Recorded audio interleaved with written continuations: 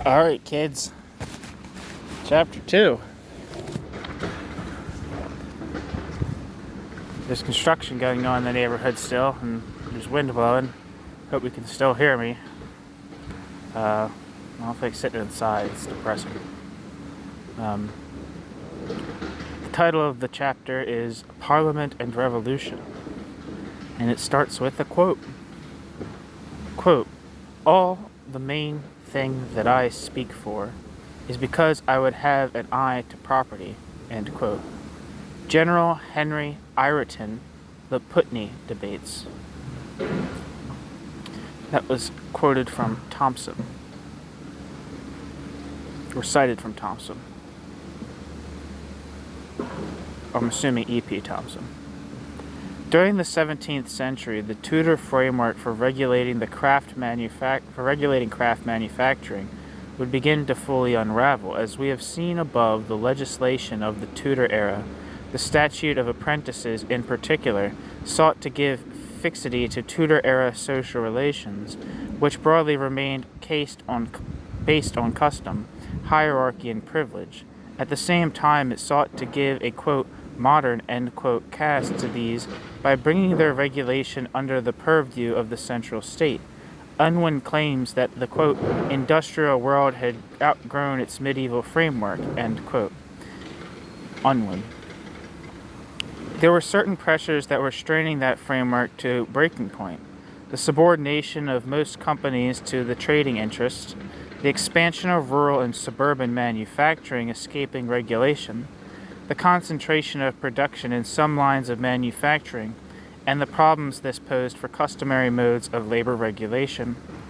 Yet to assert that manufacturing had already outgrown this framework is surely premature. In 1600, the struggles that would ultimately transform the nature of regulation within manufacturing still lay in the future.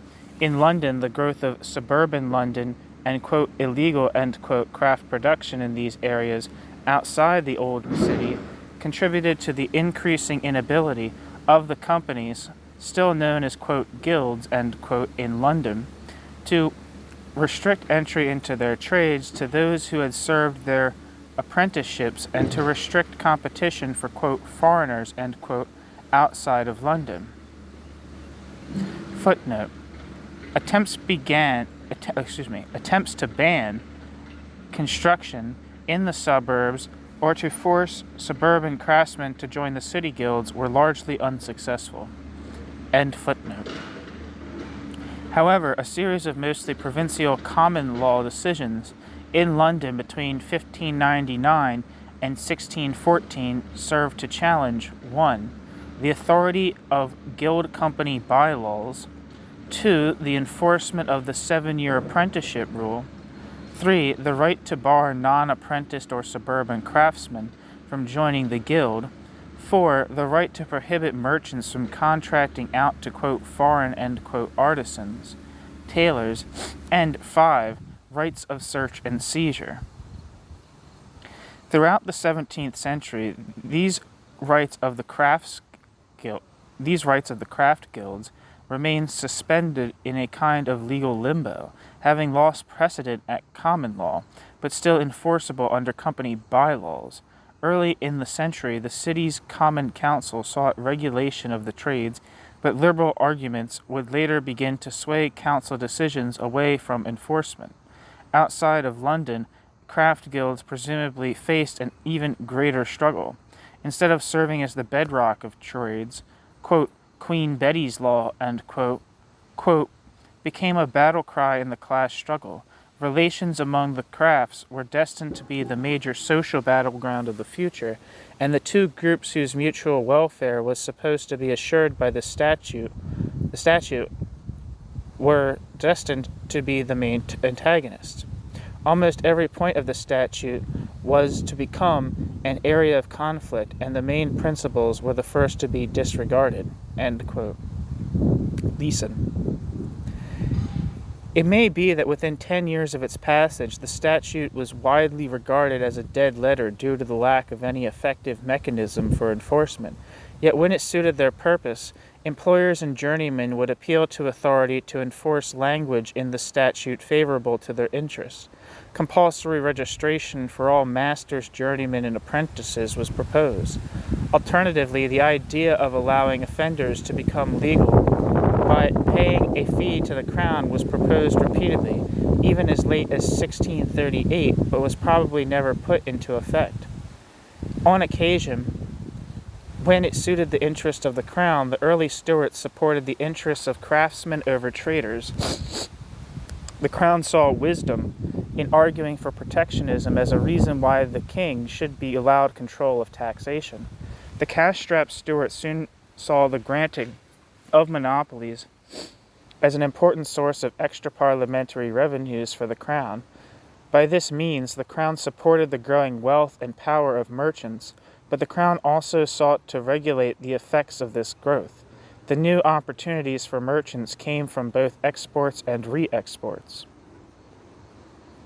Quote, "There was wealth from the trade plunder voyages in the West and East Indies, wealth from the great export of cloth which the crown channeled through London to the distress of other cities, wealth which flowed into larger-scale farming and larger-scale manufacture, with London's clothing trade employing thousands. Even the Glovers numbered 400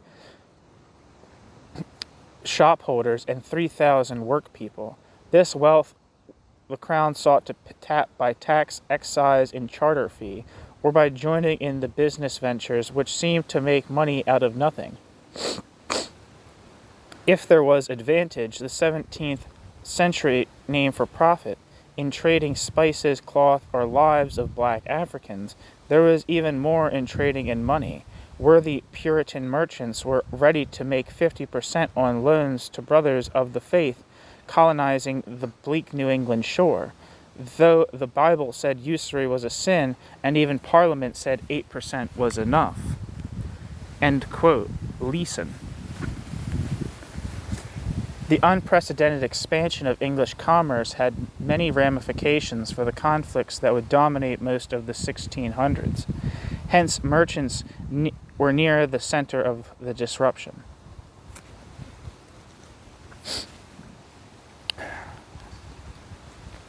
Just as a side note, sometimes I'll say like 1600s or 1500s when the text says, in the case of 1600s, it says the 17th century.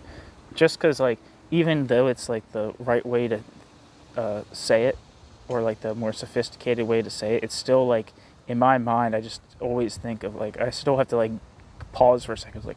Okay, 19th century, 1800s, 18th century, 1700s. 20th century, 1900s.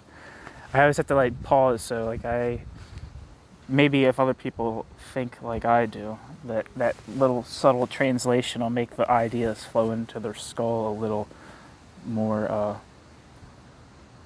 in a more lubricated and efficient fashion.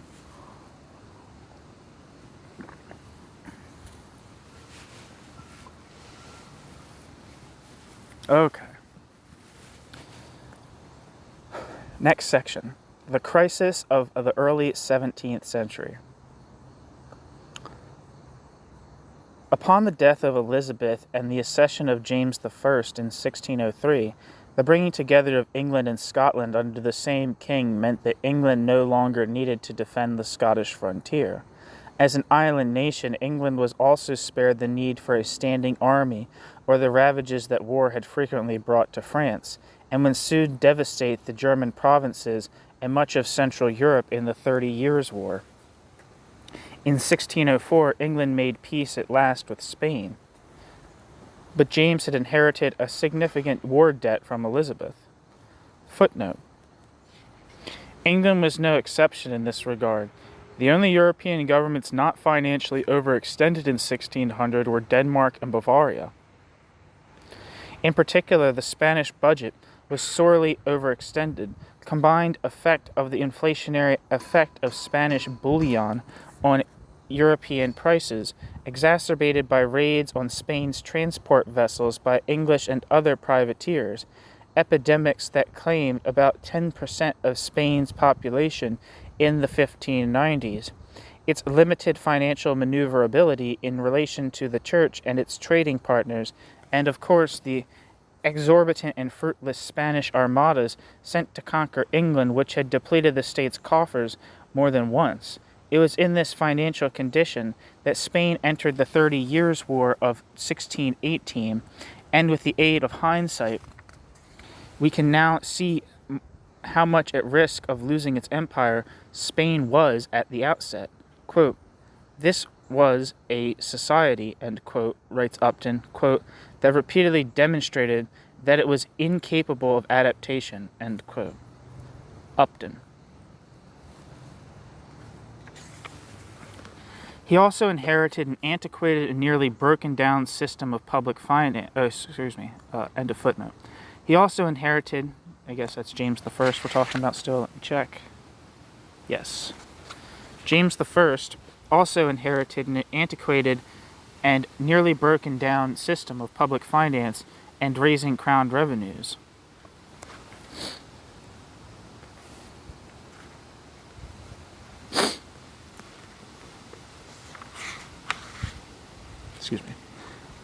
James' plans for a union with Scotland dominated the parliamentary session from 1604 to 1607.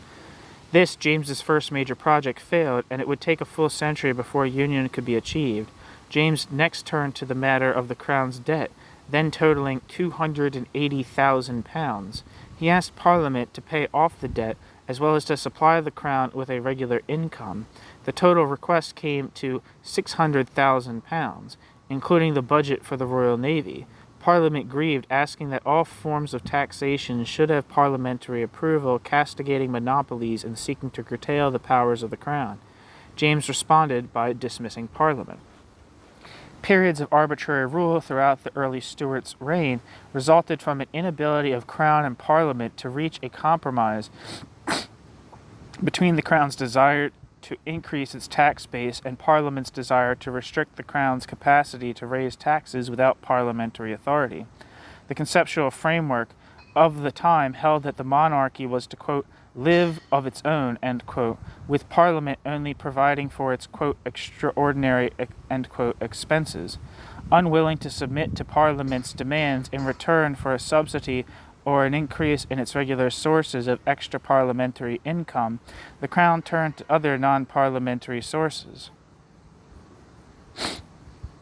These included customs, the use of prerogative powers of the Crown for monetary purposes, and the combination of social and fiscal policies. James turned to syndicates of businessmen, quote, men of substance, end quote, to collect customs duties in exchange for paying an annual rent to the Crown. By arrangement, the Crown simply drew upon these customs, quote, farmers, end quote, by means of, quote, tallies, end quote. In effect, they became government bankers, advancing loans to the Crown on the security of current and future customs revenues.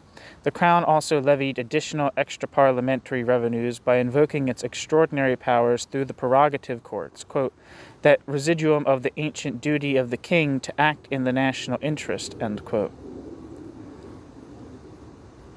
Wilson. Employing a wide variety of methods, the Crown could, for example, levy an impost on any merchandise involved in foreign commerce, as foreign trade could fall under the category of conduct of relations with foreign states. Quote, ship money, end quote, could be invoked when the king determined that the whole kingdom was in danger. Finally, the Crown also held what was equally a prerogative power, the power to grant concessions in the form of charters, monopolies, or patents. By tradition, authority over matters of economic and social regulation belonged to the Crown. Where Elizabeth had shied away from monopoly controversies, the early Stuarts set about incorporating a record number of new royal companies. Many, if not most, of the new companies were justified primarily on the basis of the ability of the petitioners to pay for their privileges. The relationship between the Crown and the merchant political elite of London, notably the directors of the East India Company, was one of constant collaboration. Many of the greater merchants were in charge of the tax farms set up a century before, and while their companies needed the Crown's support for the maintenance of their privileges against interlopers, the Crown also needed them as its principal lenders. James faced an acute fiscal crisis for a number of reasons. The first was perhaps the exorbitant spending of the court, which was justified as a means of shoring up support among his retainers. More directly, the crown's subsidies had fallen from £138,000 to £55,000 in the century before the 1620s. Brenner. In spite of expanding the extra-parliamentary income of the state through selling offices, crown lands, charters, and through increasing customs, the profligate spending of the stewards kept the stewards in fiscal insolvency and exacerbated the emerging crisis and conflict with Parliament. Taxing trade presented the best option for the crown to make up the shortfall. For the king, taxing trade posed the danger of alienating at least a significant part of the merchant elite. But this was the last group the crown had to worry about. Quote, if London's company merchant community and the royal government were thus natural allies, Parliament and the city's overseas traders tended to be natural opponents. This was because, from one point of view, Parliament was an amalgam of grower, manufacturing, and outport interests, and because each of these interests had an understandable desire for freer trade, and thus the weakening of the London merchants' companies and privileges. End quote. Brenner. Quite unlike the company merchants, the landed classes who dominated Parliament, quote, no longer required immediate and direct access to political power in order to maintain themselves economically, end quote. Brenner.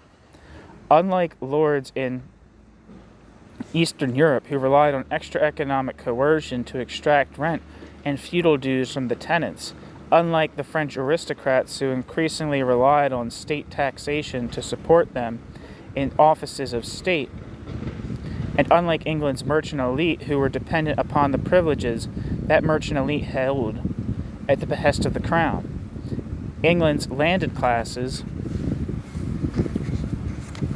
quote, were able to subsist very well off the broad commercialized landed estates from which those landed classes collected rising economic rents deriving from what were roughly free markets in land and labor. As a result, the landed classes were free to oppose arbitrary government in general and unparliamentary taxation in particular as straightforward threats to their absolute property. End quote. Brenner.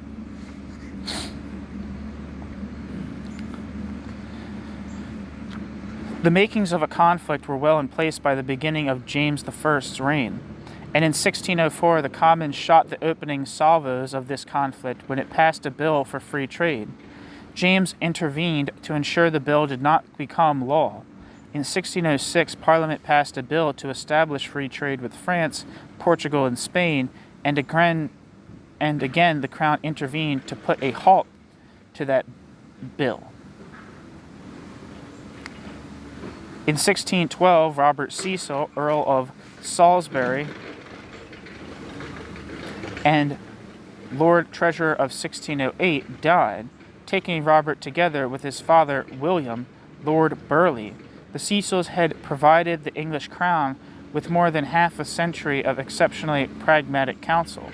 The younger Cecil had managed to reduce the crown's debt from £1 million to £300,000 in his first 2 years as Lord Treasurer. Under his successor, Robert Carr, a Scottish favourite, the debt rose in a year to £680,000, with expenditure outrunning revenue of £200,000 per year. Cecil's pragmatism would sorely be missed, but the fiscal crisis of the crown was not due solely to laxity in bookkeeping or profligate spending. England was entering a period of profound economic crisis. In 1614, the year Parliament reconvened, cloth exports from London reached their highest level at 127,000 pieces, up from 100,000 in 1600. The economic prosperity, combined with peace with Spain and the 1609 truce in the Netherlands, suggested to contemporaries a return to economic normalcy and even increasing prosperity.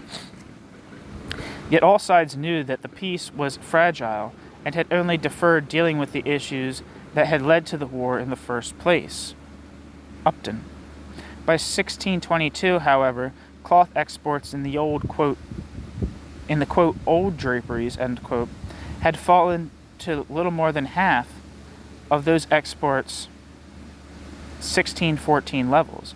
It was the beginning of a long period of stagnation and intermittent depression leading into the Civil War.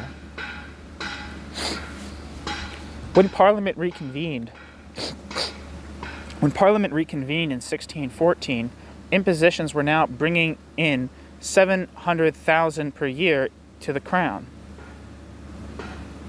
700,000 pounds. Parliament would only agree to a grant if impositions were abolished. A conundrum. In June, James dissolved the, quote, addled Parliament, end quote, which had failed to pass a single bill. The Crown's reputation was sinking, a result of the combination of the growing mistrust between Crown and Parliament, the exorbitant spending on royal, especially Scottish, favourites, the proliferation and sale of noble offices, seen to cheapen the status of peerage, Crown estates and royal charters, and the increasingly heavy burden of customs and excise. Then, in 1614, the Crown struck a devastating blow to the merchant adventurers by giving sanction to a plan to reorganize England's export of cloths, a plan which would result in disaster. Unfortunately for the merchant adventurers had no recourse to Parliament, where the Commons was, quote, simply unalterably opposed, both by interest and principle, to the chartered commercial companies, end quote. Brenner. The plan in question ran as follows. Sir William Cockayne, a rich merchant, alderman, and creditor to the Crown, along with Sir William Cockayne's partners, had managed to convince James to grant a royal charter for a new company, the, quote, King's Merchant Adventurers, end quote. The new company would achieve a dual objective: to break the virtual monopoly held by other merchant adventurers, and to recapture England's position of predominance as cloth exporter to the Baltic region. The export of unfinished cloth, mostly to the Netherlands, where it was dyed and finished, was seen as a net loss for England. The scheme required all cloths to be dyed and finished prior to export. But the highly skilled crafts of dyeing and finishing were not sufficiently developed in England in order for England to compete with Holland. Worse, the Dutch took reprisals once the plan took effect, banning the import of English cloth. The new company, the King's Merchants Adventurers, quickly admitted defeat and sought to obtain permission to export unfinished cloth. The old merchant adventurers were soon able to bribe their way back to having their old charter. Footnote. Brenner comments, quote, naturally there was a price. According to one well-informed source, the Crown originally extracted an annuity of £200,000 a yard for granting the charter in 1617, but Cranfield persuaded Buckingham to accept in its place a lump sum payment of £80,000. This was in addition to gifts and bribes of courtiers. End quote. End of footnote.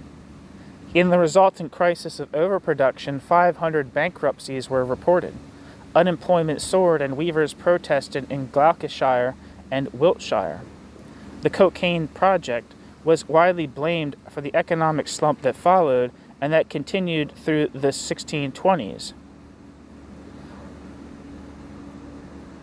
The Cockayne Project was certainly a terrible blow to royal prestige and exposed the dangers of leaving economic regulation to the, quote, well-meaning mercenaries of the Royal Amateur and his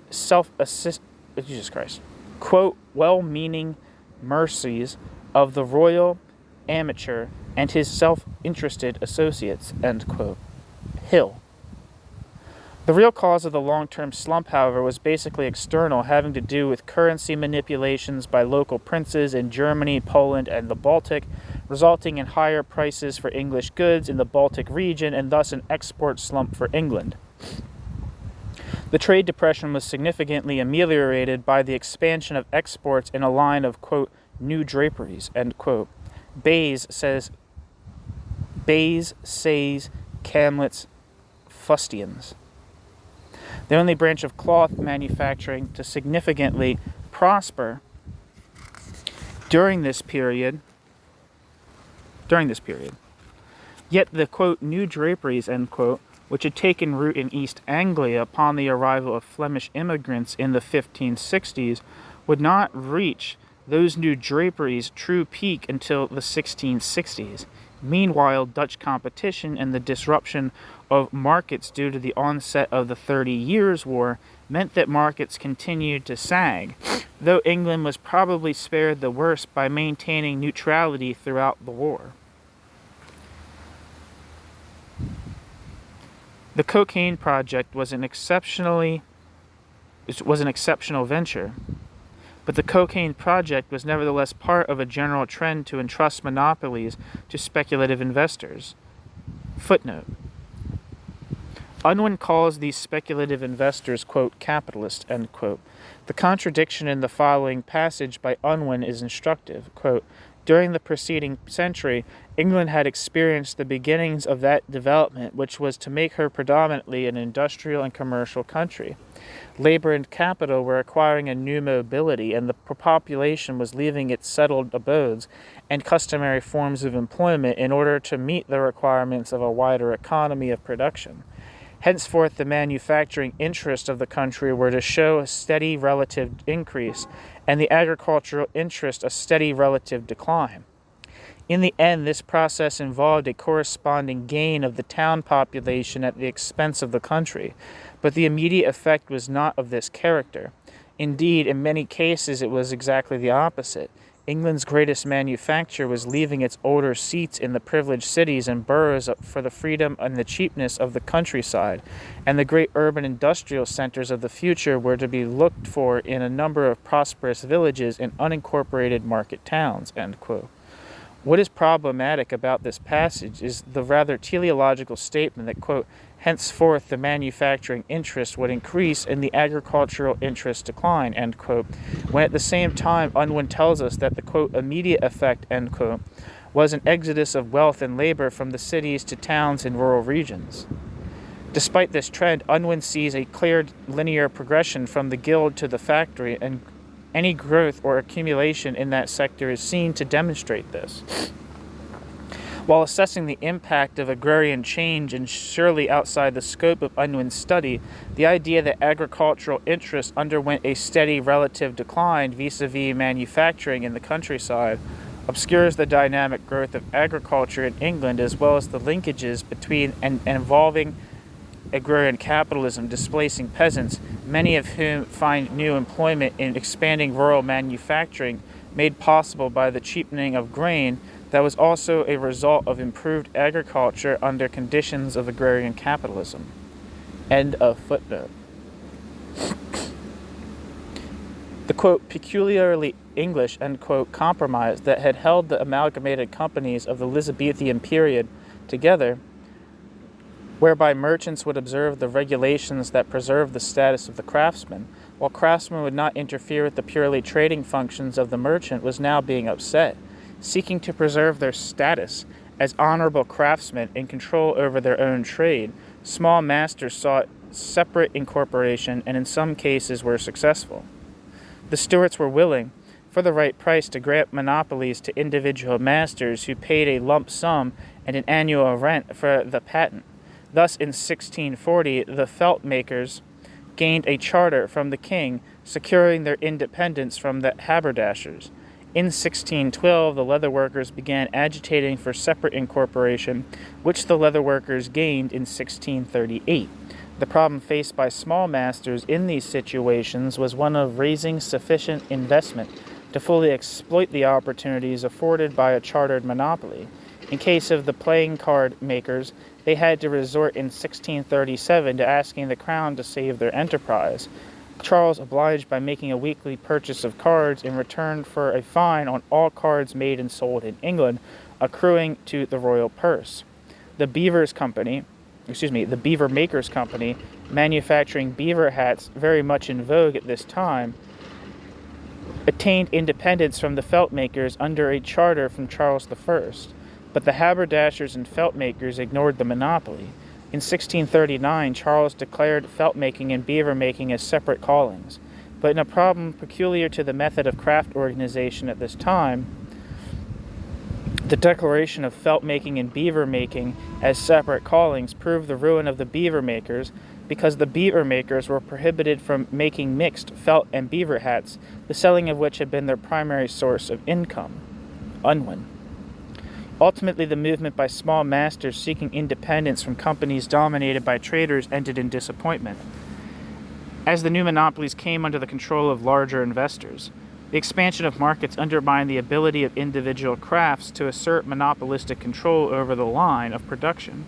Lacking sufficient investment to carry on the enterprise and meet growing demand, incorporation afforded small masters the possibility of setting up a common fund, a, quote, joint stock, end quote.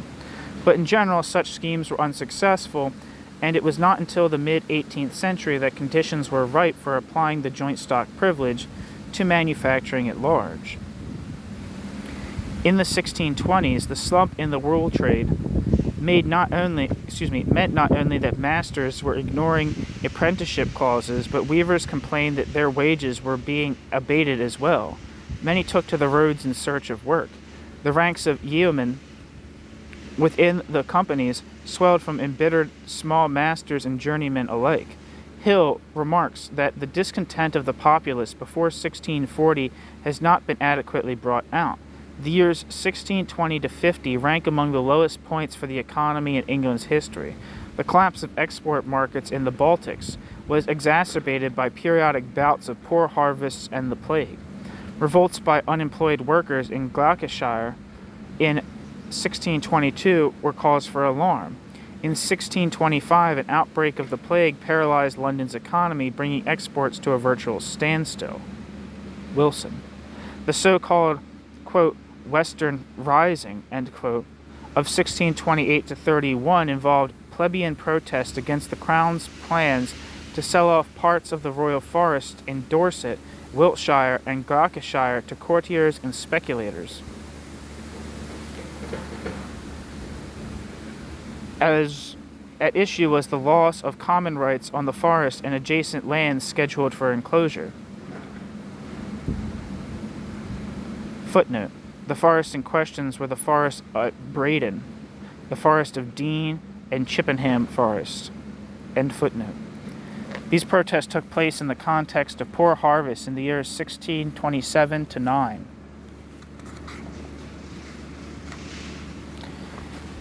Which continued through 1631.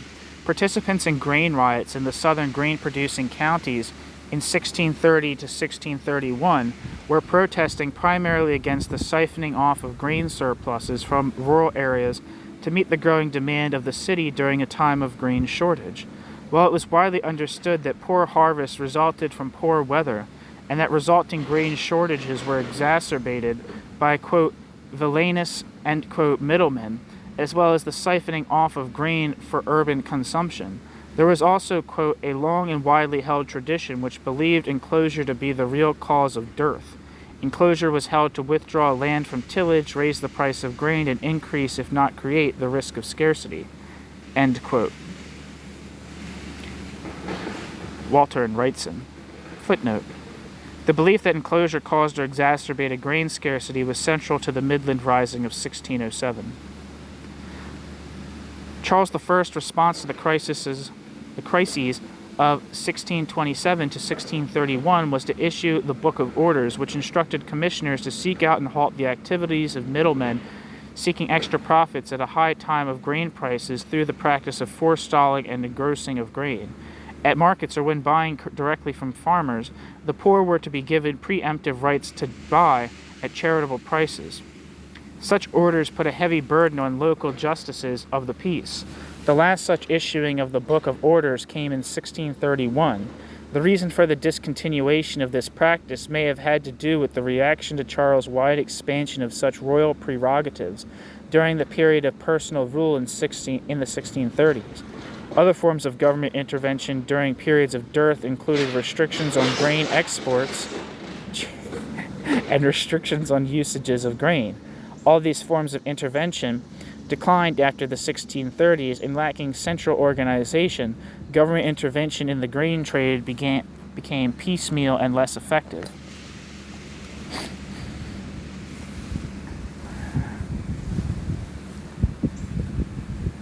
Outweight.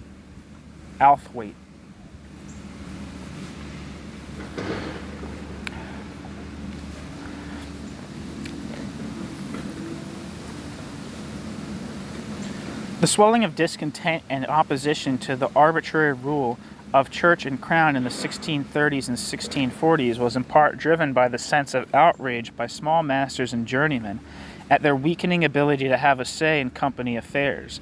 The top grievances within the crafts was the violation of apprenticeship rules.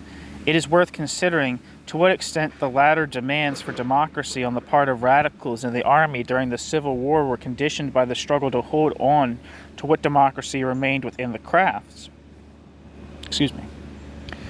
Disenfranchised within their own companies, craftsmen may have transferred their thoughts of gaining enfranchisement to doing so in that greatest of companies, the state. While John Lilburne was a leveller and Gerard Winstanley a digger, both had experience among the rank and file of London's trading companies. Charters granted the power of selecting officers to the, quote, commonalty, end quote, which to the small masters and journeymen quite certainly meant the, quote, freemen, end quote, of the company. But to lawyer Edward Coke and the livery of the cloth workers, it meant the master and wardens only. The human founders protested this move in their own company by refusing to pay their quarterage. Leeson.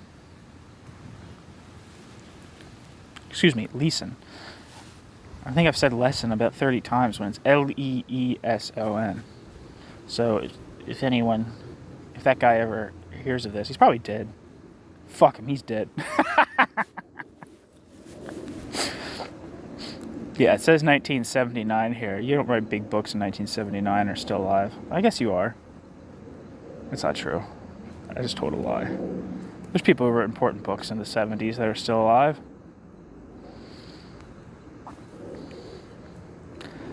Anyway, the high grain prices of this period were an encouragement to enclosures of arable land. Where high prices of wool had encouraged enclosure of pasture in the 16th century, the trend now reversed. The Tudor and less emphatically, the Stuart regimes had imposed fines for enclosures. The first bill facilitating enclosure was 1621, but the monarchy under Charles I, during the period of personal rule, resumed the practice of fining enclosures, fining 600 persons between 1633 and 1638. Archbishop Laud's unpopularity with the gentry stemmed in part from his stern opposition to enclosures. But the crown itself enclosed fields and granted approval of enclosures to its friends, in particular to those who loaned the crown money. Footnote. Professor Wilson writes, quote, "No aspect of early Stuart policy illustrated the desperate ambiguities of the royal situation better than the manipulation of crown lands," end quote. Under James, estates were granted away or sold off in large numbers. The 1607 survey of crown lands was motivated by a search for unimproved lands to be drained or otherwise improved. Wealthy landowners and tenants lent their support, but commoners resisted. A drainage scheme at Hatfield promised handsome profits, found the local commoners of the Isle of Axholme rising in protest to destroy the works as an invasion of their common rights. Quote, "A monarchy committed to a high view of its social responsibilities towards the poor was thus tempted to betray that monarchy's own professed ideals. It was the royal advisers who invented an ingenious method for extinguishing common rights to make way for improvement.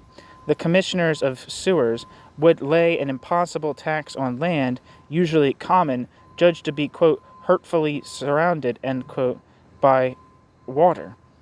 If the tax remained unpaid, the community would be adjudged in arrears with its rates, and the commons could be sold to a, quote, undertaker, end quote, to drain.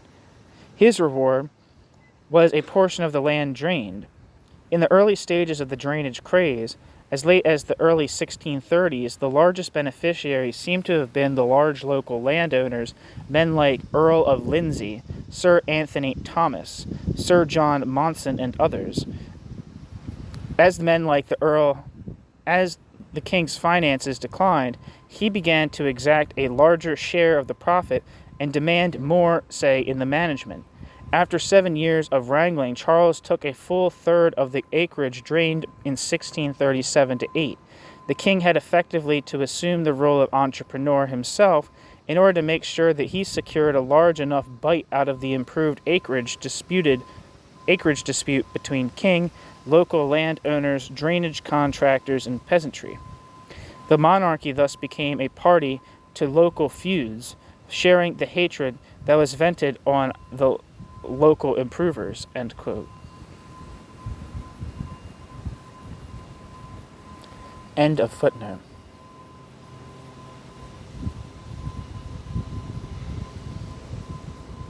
Where am I?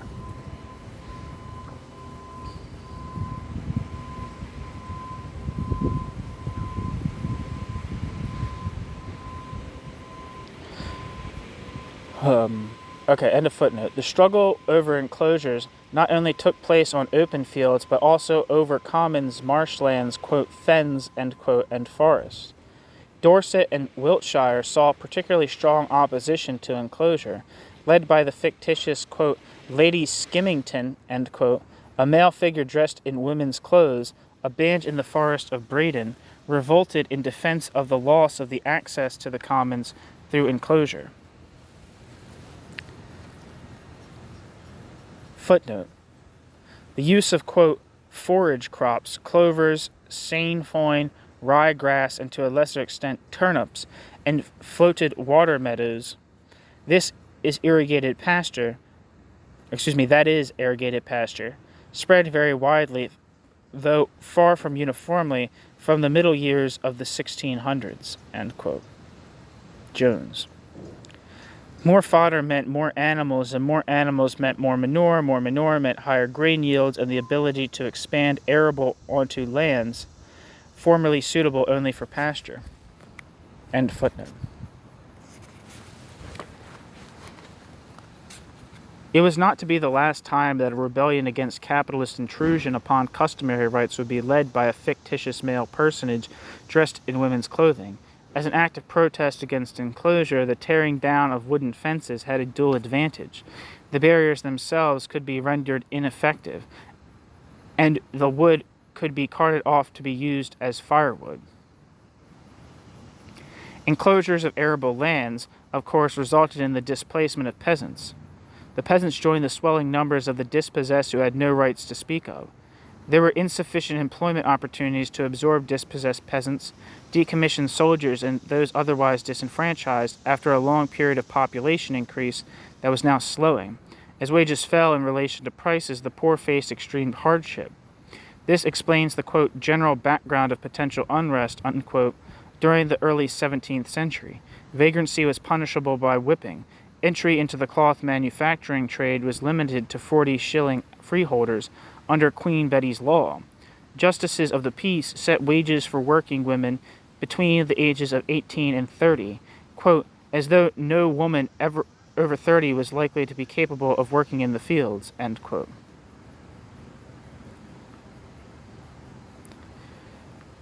Hill. But as the lower orders were generally less able to supply their own subsistence needs, the growing market dependence was a stimulus to the expansion of a domestic market in consumer goods, food, clothing, household wares, and coal for the hearth.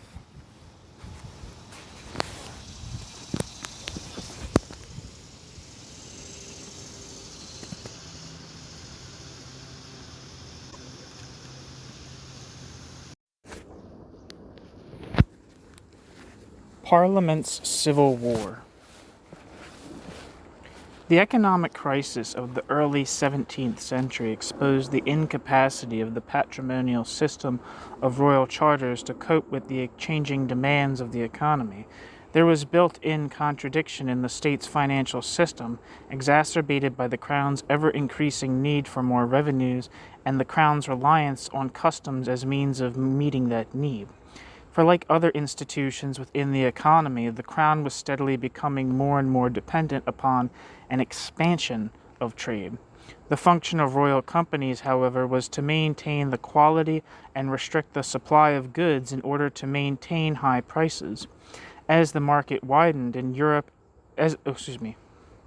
quote, as the market widened in Europe and beyond, so the rival possibility appeared of selling large quantities of lower quality goods, as the Dutch had begun to do.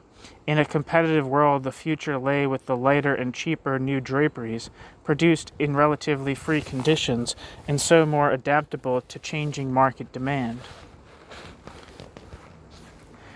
The companies were still needed for convoys and ambassadors, but neither they nor the Crown were committed to any concerted policies of actively expanding or protecting English commerce. The proliferation of new occupations, the unusual degree of social mobility, the unfolding of a mass consumer market in London, in short, the exigencies of an unfolding domestic market of unprecedented depth and scope produced needs that demanded a progressive economic policy, not forthcoming from Crown and companies. At root, however, a deeper conflict was at work. Quote, at every point, English, quote, manufactures, end quote, were intimately connected with the land, end quote, writes Wilson. Quote, crops like flax, hemp, saffron, woad were grown specifically for manufacturing. England's trade in wool, leather, grain, hops, minerals grew directly out of her land and farms, end quote. Wilson. So the unprecedented expansion of England's domestic market was largely, if not primarily, a function of the transformation of English agrarian social relations. What role, then, did merchants and commerce play in this transformation? The theory of agrarian capitalism, as first articulated by Robert Brenner and others, was discussed in the introduction. We now turn to a discussion of Brenner's novel interpretation of the English Civil War in order to arrive at an understanding of the ways in which the events of 1640 to 1648 did and did not prepare the way for further transformations in manufacturing prior to the Industrial Revolution. The following passages are drawn primarily from Brenner's extensive treatment of the subject in Merchants and Revolution. We have yet to explore the role of Parliament as the representative body of the landed classes in English affairs of state. This, of course, will become crucial to our understanding of the civil wars of the 17th century. The nature and function of Parliament had changed and was continuing to change by the early 17th century. With the decline of feudal systems of extra economic coercion, Parliament was increasingly the voice of an ever more unified landed interest. The basis of this transformation was the squires' increasing reliance on economic rents from their estates. In the process, lords were disbanding their military retainers, thus giving up their capacity to coerce the peasantry, and instead yielding this capacity to, quote, a new form of unified state with an unprecedented level of jurisdictional and legal unity, and a novel monopoly on the legitimate use of force, end quote. Brenner. Economic rents provided lords with income sufficient enough for them to dispense with the royal patronage in the form of office and perquisites.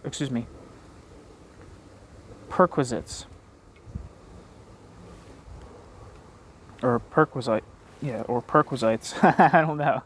The, quote, central fact about English social history between 1540 and 1640, end quote, writes Stone, quote, was the growth in numbers and wealth of the landed classes and the professions. The number of peers rose from 60 to 160, baronets and knights from 500 to 1,400, esquires from 800 to 3,000, and armigerous gentry from perhaps 5,000 to 15,000. The landed classes thus trebled in numbers at a time when the population scarcely doubled, end quote. Stone. Another title that grew vastly in number during this period is the number of justices of the peace. Stone gives the example of Hertfordshire, where there were 23 Justices of the Peace, or JPs, in 1558 and 58 in 1662. Stone attributes the enormous growth in the gentry to the sale, often at artificially low prices, of crown and church lands. Stone observes that land was flowing into the hands of the gentry from two directions. On the one hand, rising rents and inflated prices were putting increasing pressures on copyholders and leaseholders. On the other hand, the aristocracy resold to members of the rising gentry much of the church lands they had acquired after the dissolution of the monasteries. The changing fortunes of the gentry were so dramatic, writes Stone, that in some areas their standard of living grew fourfold in a century. This was further compounded by the transformation of the gentry, who with rising fortunes and growing confidence were coming to see themselves less and less as faithful retainers of local magnates or loyal subjects of the crown, and more as, quote, men of substance, end quote, who were, quote, full citizens of the Commonwealth, end quote. This growing economic strength and self-confidence of the gentry helps explain the shift of power toward the House of Commons in Parliament. Add to this the increasing power of the merchants' community in both London and provincial port towns, and we see that between 1540 and 1640 there was a, quote, overall shift of wealth away from church and crown and away from both the very rich and the very poor towards the upper, middle, and middle classes, end quote. Stone. Quite unlike the situation in France, Germany, or Poland, the relationship between crown and gentry in England was one whereby the king relied upon the landed classes to voluntarily staff the administration of local government and relied on Parliament to supply the exchequer with revenues, significantly in the form of the land tax, which fell upon the landed classes themselves. English lords, quote, ceased to require forms of state of political community, either local or national, that had as one of their central functions the economic support of the members of the dominant class by means of the maintenance of politically constituted forms of property, end quote.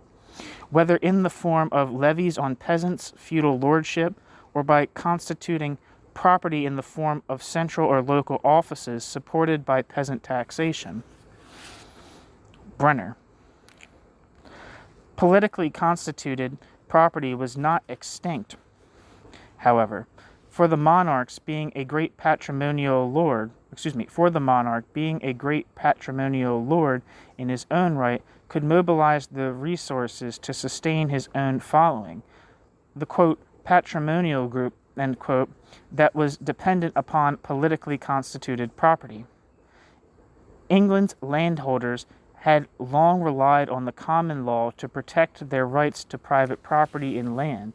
Strict enforcement of common law rights of property would protect the landholders' rent-yielding lands from encroachment, would uphold the landholders' claim to absolute private property in land against the claims of peasants seeking to maintain or recover what the peasants perceived to be their customary rights to land use, and would ultimately reserve to them the right to evict landless squatters. The Crown's administrative and financial dependence upon the landed classes allowed them to obligate the Crown to collaborate with them. Thus, Parliament served not only as a forum to ensure their interests and their property, but also as the vehicle for collaborative governance with the Crown. The landed classes were involved continuously in making commercial policy and regulating manufactures for the growing domestic market. But this arrangement was beset with tensions.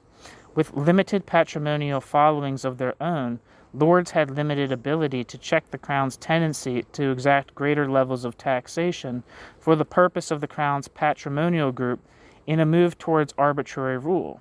So on the one hand, lords required a powerful state with a monopoly on the legitimate use of coercive force capable of enforcing the lords' claims to private property and reducing the threat of local neo-feudal magnates.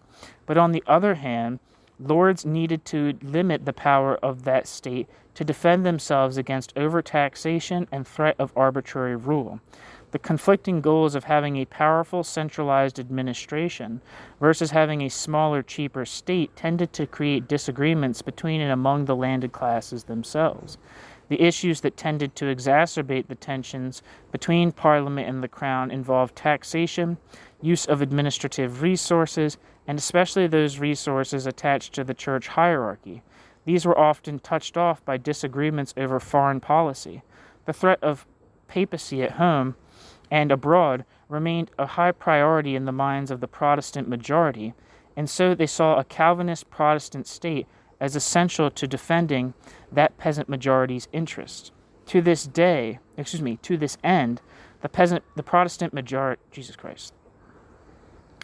These were often touched off by disagreements over foreign policy. The threat of papacy at home and abroad remained a high priority in the minds of the Protestant majority, and so the Protestant majority saw a Calvinist Protestant state as essential to defending their interests.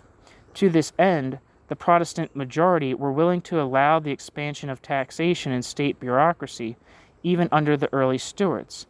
Yet at the same time, they sought royal acknowledgement of Parliament's perceived liberties and rights. The different outlooks on the role and nature of the state began to take on a permanent ideological character, anticipating the later development of political parties. The Crown had good reason to resist an anti-papist Protestant foreign policy. For one thing, alliance with the Dutch Republicans was not in itself an inviting prospect for the monarchy. Elizabeth's chances of finding a suitable spouse had been brighter during periods when she could maintain an alliance with France or Spain. The fiscal weakness of the Crown could also be aided by an alliance with France or Spain.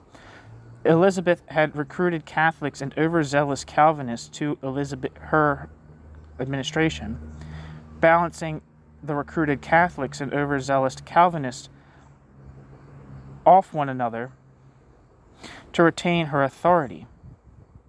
Charles I leaned more heavily on the Church, cracking down on dissent, but the less trustful wing of Parliament was already forging alliances with Puritans and dissenters. This provoked controversy, just as the Crown's expansion of extra-parliamentary forms of taxation did. Initially, the company merchants were content to acquiesce to the extension of customs duties under the early Stuarts, in exchange for the maintenance of those company merchants' charter privileges. As we shall see, this had its limits. The Bohemian Revolution of 1618, which sparked the 30 Years' War, brought the differences between Parliament and Crown to the fore.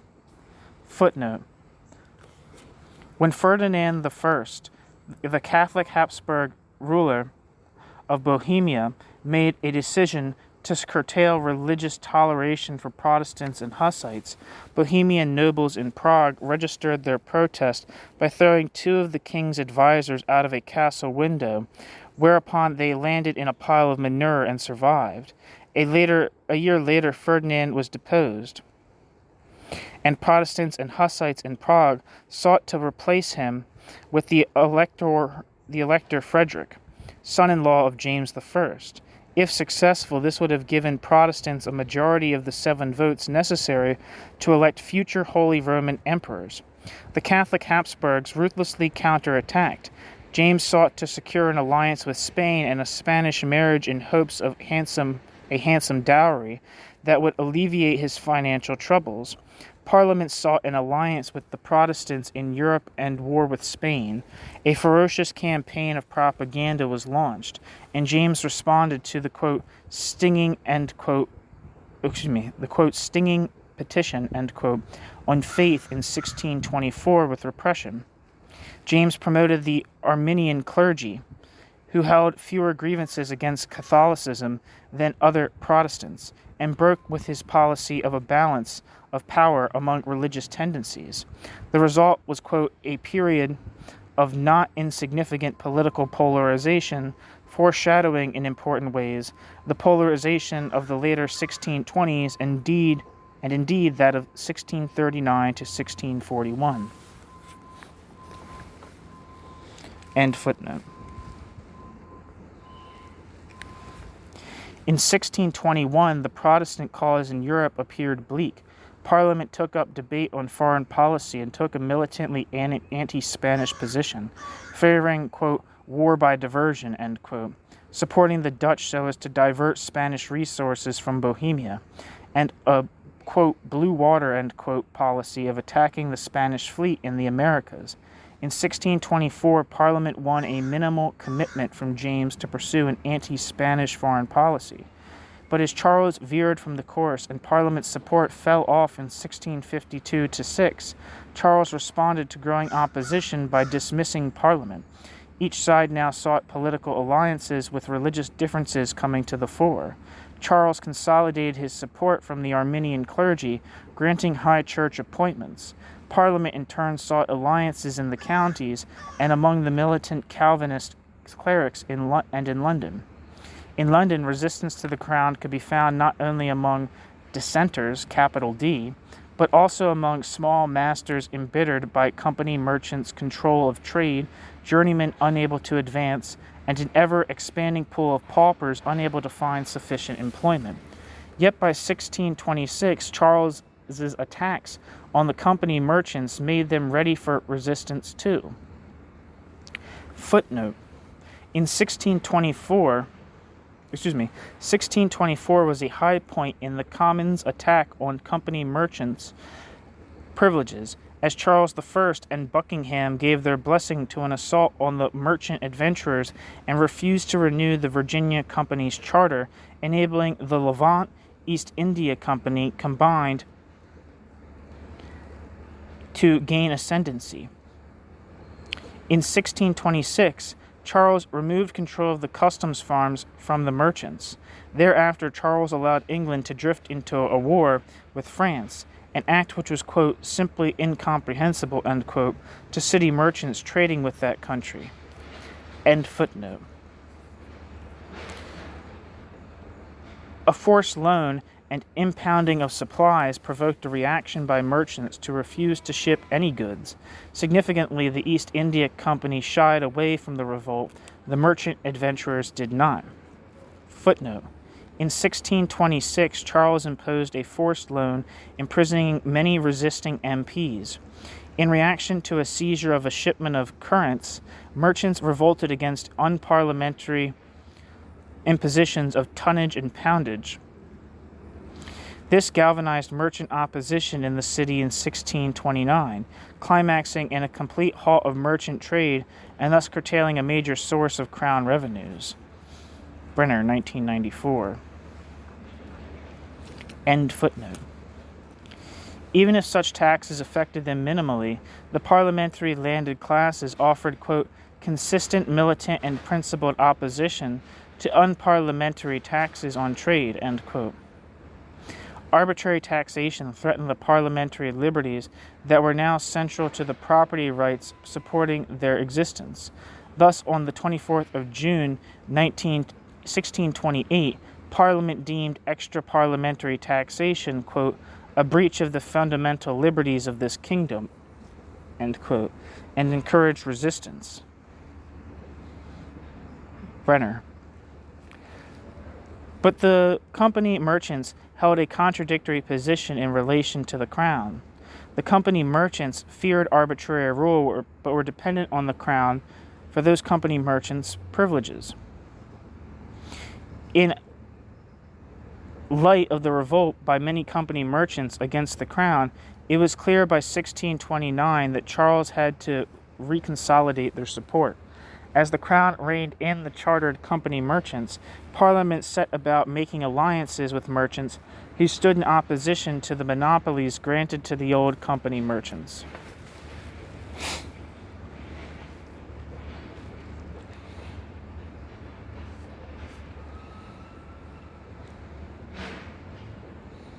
These were the colonial interlopers, the, quote, new merchants, end quote. By this time, the American trade had posed too much risk for the old company merchants. So the trade was left to a new merchant leadership that, after some time, and due to some spectacular commercial and productive innovation, enjoyed success in tobacco and later in sugar planting. These merchants did not depend on the crown for politically constituted forms of property, but rather favored, quote, free competition, end quote, in trade. In 1629, key members of the new merchant community sought to undermine the East India Company's monopoly over Indian trade. Footnote. Where in the 1620s new merchants Samuel Warner and Gregory Clement faced penalties for transgressing on the privileges of the East India Company, by the 1630s the new merchants had gained sufficient strength to make a serious challenge to older city, capital C city, monopolies. By 1641, William Courtine, son of the Anglo-Dutch merchant and lender to the crown of the same name, could demand and receive compensation from the crown when instructed with other interlopers to cease violating company privileges. By 1645, the new merchants were in a position to essentially dictate the terms of a merger to the company. End footnote.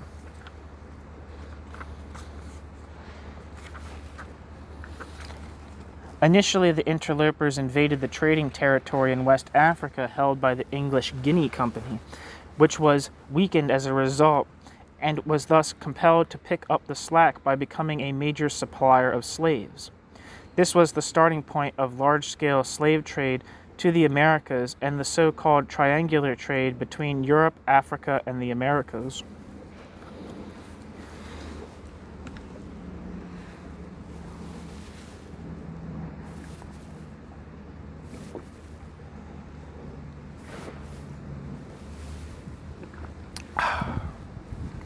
Brenner. The stage was now set for conflict within London itself, which was dominated by, quote, profoundly oligarchic political and ecclesiastical institutions, end quote. The control of city government by the Arminian clergy and the old company merchants was deeply resented and was matched by a profound radicalism among large sections of the London populace. This radicalism was driven by support for Parliament's calls for religious and political reform. Through a complex series of events in 1641-2, the city's Common Council was elevated to power over the aldermanic court, and the radicals came to power in a city revolution, with the relatively small and narrowly based colonial interloping new merchants playing a pivotal role. Quote, the quote, new merchants, end quotes, quote, the new merchants' social origins and the new merchants' continuing participation in domestic commercial activities gave the new merchants strong and extensive ties to that broad layer of city shopkeepers, mariners, and artisans who largely made up the city radical movement, end quote. Brenner. For Parliament, the radicalization of the city was only a necessary evil, and this evil was a major source of the split in Parliament that led to the Civil War.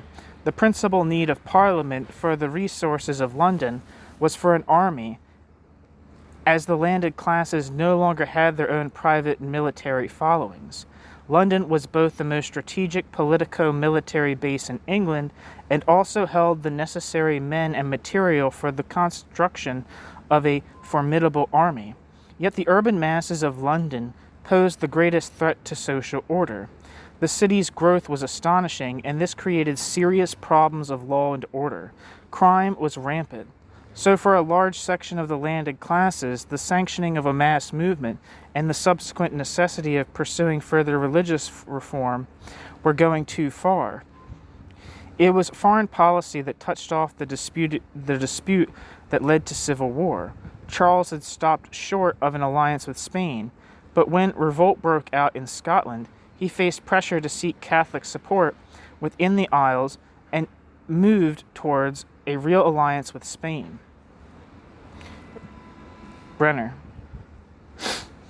This provoked a reaction from Parliament in the form of a legislative revolution. Parliament sought to ban taxation without its consent and to eliminate the prerogatives of courts, Star Chamber, and High Commission. It attacked monopolists. It moved towards the adoption of a militant campaign against Spain in the Atlantic and West Indies. It attacked the religious program of Lord Bishop and impeached both Laud and the Earl of Strafford, who was subsequently executed, and it sought to establish Parliament as a permanent and indissoluble institution. This bold program of the Long Parliament was facilitated by Parliament's alliance with the London Radicals. Parliament's radical initiatives in revising the London Constitution, attacking company merchants, and pursuing Puritan revolution from below all led to a strengthening of support for the crown amongst conservative landed classes and company merchants from the latter half of 1640. The king drew upon the support from overseas merchants to counter Parliament's base in London. The king also warned of the threat of popular and religious radicalism and a rising of the common people who would, quote, destroy all rights and properties, all distinctions of families and merit, and by this means this splendid and excellently distinguished form of government end in a dark, equal chaos of confusion, end quote. Footnote. This is from, quote, an article or piece of writing. His Majesty's answer to the 19th propositions of both Houses of Parliament in Wooton, edited by Wooton, 2003. Charles also drew support from the Company of Hostmen in Newcastle. An army of Scottish Covenanters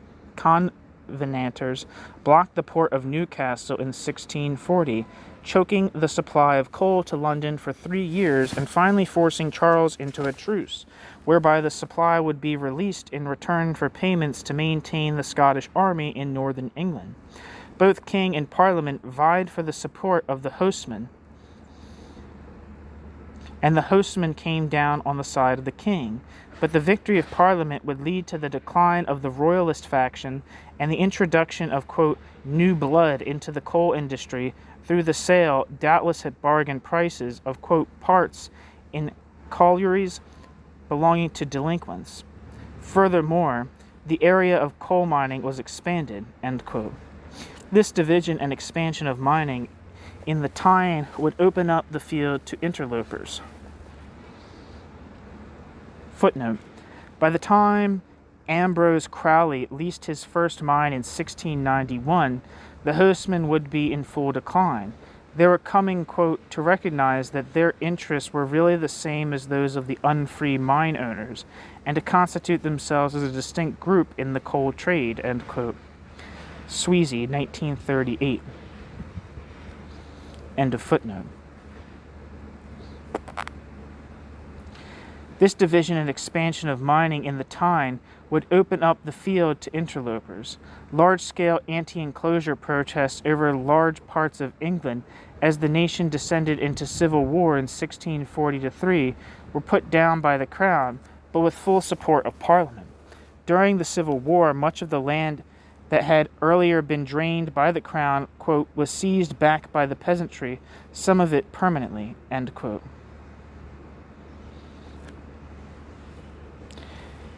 Wilson. In effect, Professor Hill tells us, this background of unrest caused both sides in the Civil War dispute to assume that the threat of an uprising would induce the other to agree to their terms. The acute depression in trade also factored into the crisis.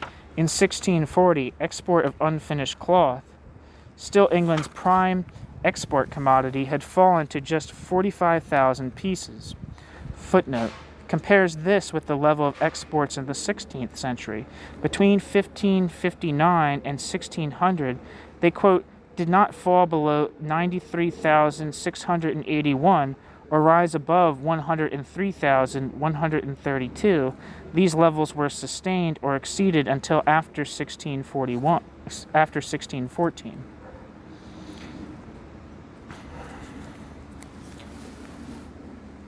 Charles was successful in converting, end of footnote, Charles was successful in converting significant sections of the parliamentary classes to accepting the ecclesiastical hierarchy as indispensable to the protection of tradition, privilege, order, and property. Rising gentry who had succeeded in securing offices at court or at insinuating themselves into lucrative fen drainage projects were naturally more likely to support the crown. Those who felt their power weakened by exclusion were more likely to support Parliament. C. Wilson, 1984. The event that brought matters to a head was the rising of the Irish. Quote, "At last, liberated from Strafford's iron hand," end quote, the Irish revolted in October of 1641, and, quote, "hundreds, probably thousands of Englishmen were killed," end quote.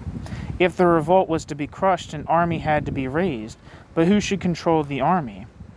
By the narrow margin of 11 votes, Parliament adopted the Grand Remonstrance, quote, "a comprehensive indictment of royal policy," end quote. By now parties had formed. The king responded with defiance. He refused a plan by Pyme and Bedford to settle and subsequently sent an armed contingent to the House to arrest Pyme, Hampden, and 3 other opposition leaders who took refuge in the city, drawing mass support. The king had lost control of London and announced he would go to Scotland. Parliament's only means of warding off an absolutist coup was to sanction the revolution in London. For a near majority of the landed classes, however, even if most abhorred the Laudian program, entrusted reform to the king was preferable to opening the door to the, quote, "root and branch," end quote, challenge to hierarchy and social order. The result was civil war. Emboldened by Parliament's support, the radicals went on the offensive. First of all, the new merchants had not waited for Parliament to put a coherent anti-Spanish policy into effect. From 1638 to 43, they engaged in a highly successful series of raids against Spanish possessions in the Caribbean, and in response to the Irish uprising, they organized the additional sea venture to Ireland largely on their own resources. This act of Puritan imperialism involved 1,000 foot soldiers, 500 seamen, 15 vessels who set off at the end of June 1642 for, quote, 6 months of private war and plunder in Ireland, end quote. Brenner. This was accomplished despite Parliament's exaction of £100,000 from London for its efforts against the king. The striking ability of the new merchant leadership to organize on an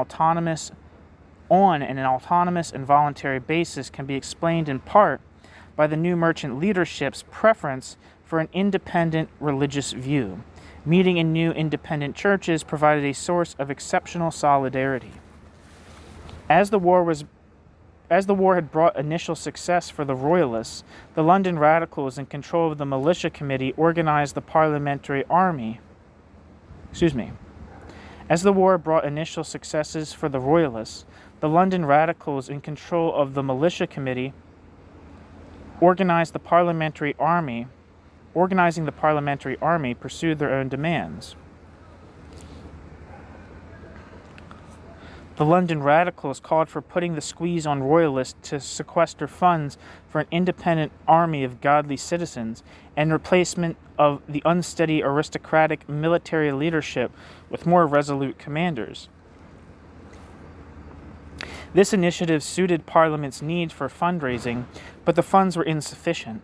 Parliament set up its own commission for customs, specifically to support the navy, with the old company merchants backing the crown.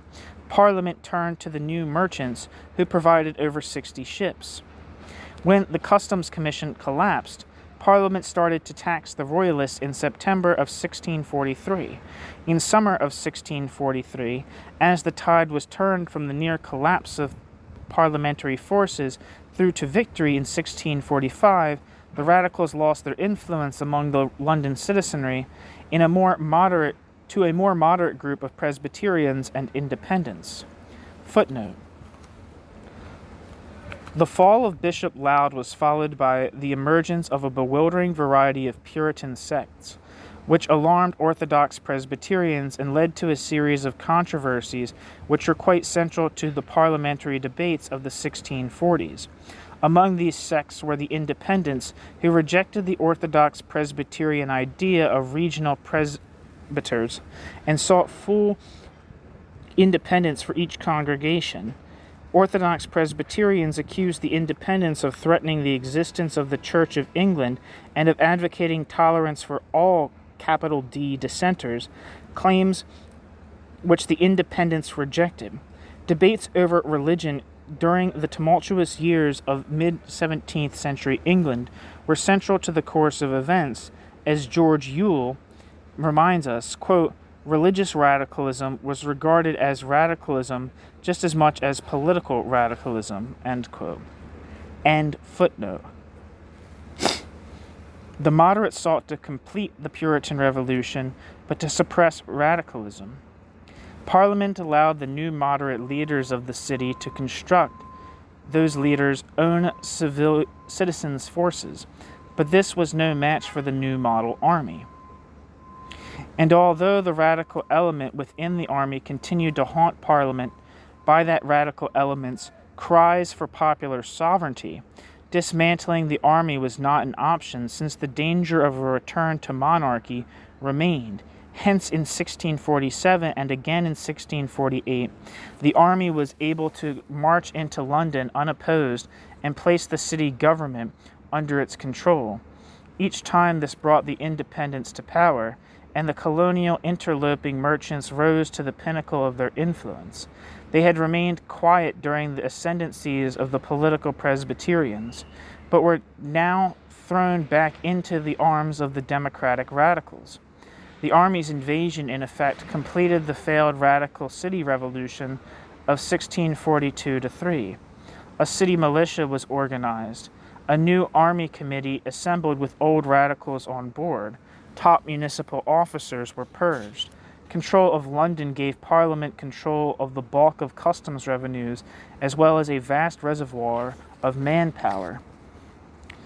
Quote, as long as London was under parliamentary control, the king could not win the war, but until 1645 the king had enough resources in field armies in each campaigning season adequate to keep the conflict going on fairly level terms militarily.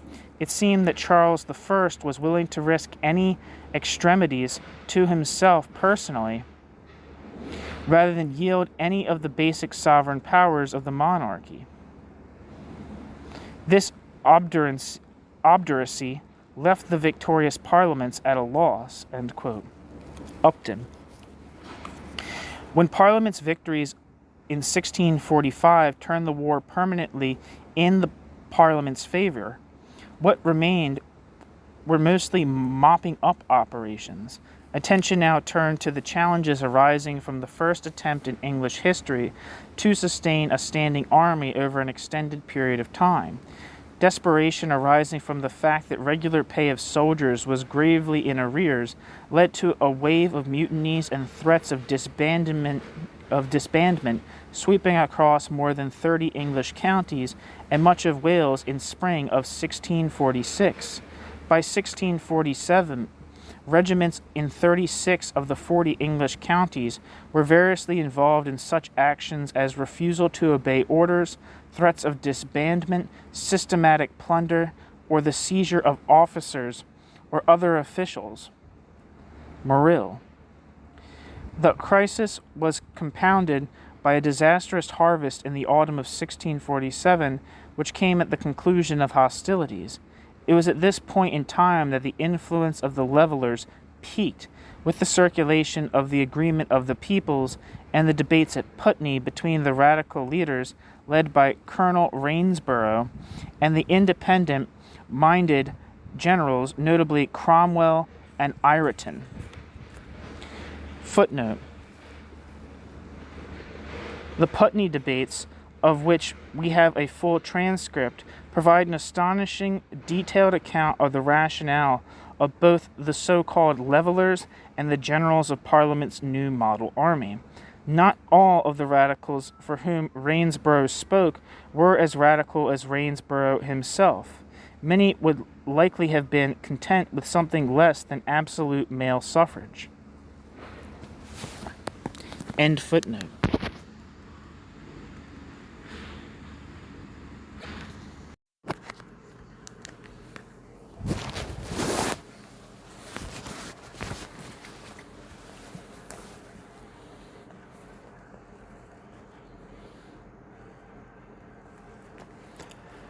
The men, excuse me, the radicals put forward an argument for universal adult male suffrage, demanding to know, if that were denied, what else they had fought for. The radical position had been outlined by many pamphleteers, most notably John Lilburne. Lilburne and other like-minded spokesmen were labeled, quote, levelers, for their support for leveling hedges in opposition to the concentration of wealth brought on by enclosures, and their presumed intent to level property distribution in general. But as the Putney debate shows, the levelers actually stopped short of calling for a redistribution of property, most probably because they were small property holders themselves. When pressed, however, Rainsborough, speaking for the Army radicals, did give high position to the rights of persons over the rights of property. To this, General Ireton responded that only those with a fixed or permanent interest in society have a real stake in the state. The rest are little different from foreigners, and so if they are unhappy with the shape of government, they are free to leave. The radicals were unimpressed with the argument, and it is clear that by the end of the debate neither side had convinced the other. Quote, the levelers kept insisting on their native rights and asked what the soldiers have fought for in the war. If the soldiers are now to be denied those rights, Ireton's reply is straightforward. What the army fought for was the right to be governed by a representative body and a known law rather than by the arbitrary rule of one man, and they fought for the freedom to do business and acquire property. Their true birthright is the English Constitution itself, principles of property and government that have stood the test of time, and the security they derive from this constitutional order. To put it another way, the levelers demanded something like democracy, literally, quote, rule by the parentheses, literally, quote, rule by the, in parentheses, common, end of parentheses, people, end quote. Ireton offered them constitutional or limited government instead, end quote. Wood. For the brief period in which they were a party to be reckoned with, roughly 1647 to 1649, the levelers were perceived by the ruling elite as posing a significant threat that needed to be eliminated. Was the defeat of the radicals a setback for democracy, costing centuries of lost progress? The radicals in the New Model Army believed themselves to be fighting for democracy as a means to prevent the worsening of the conditions of the poor. Had the radicals prevailed, democracy in their time would likely have made a tremendous difference in terms of improving the conditions of the working poor, at least in the short term. Such a democratic program might also have threatened the further development of capitalism. Universal male suffrage would take another 3 centuries and more to be achieved, by which time all of the substantive issues such as property rights and customary protection of the laborers' rights to regulate production had been decided against them. The increasing power of the rising class of landed property owners in 17th century England, however, posed a formidable force united against democracy.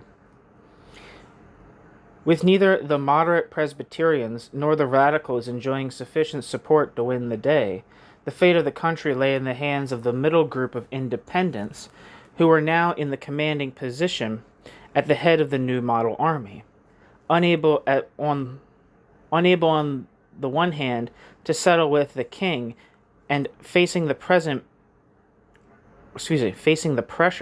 of a rising radical movement within the army rank and file on the other.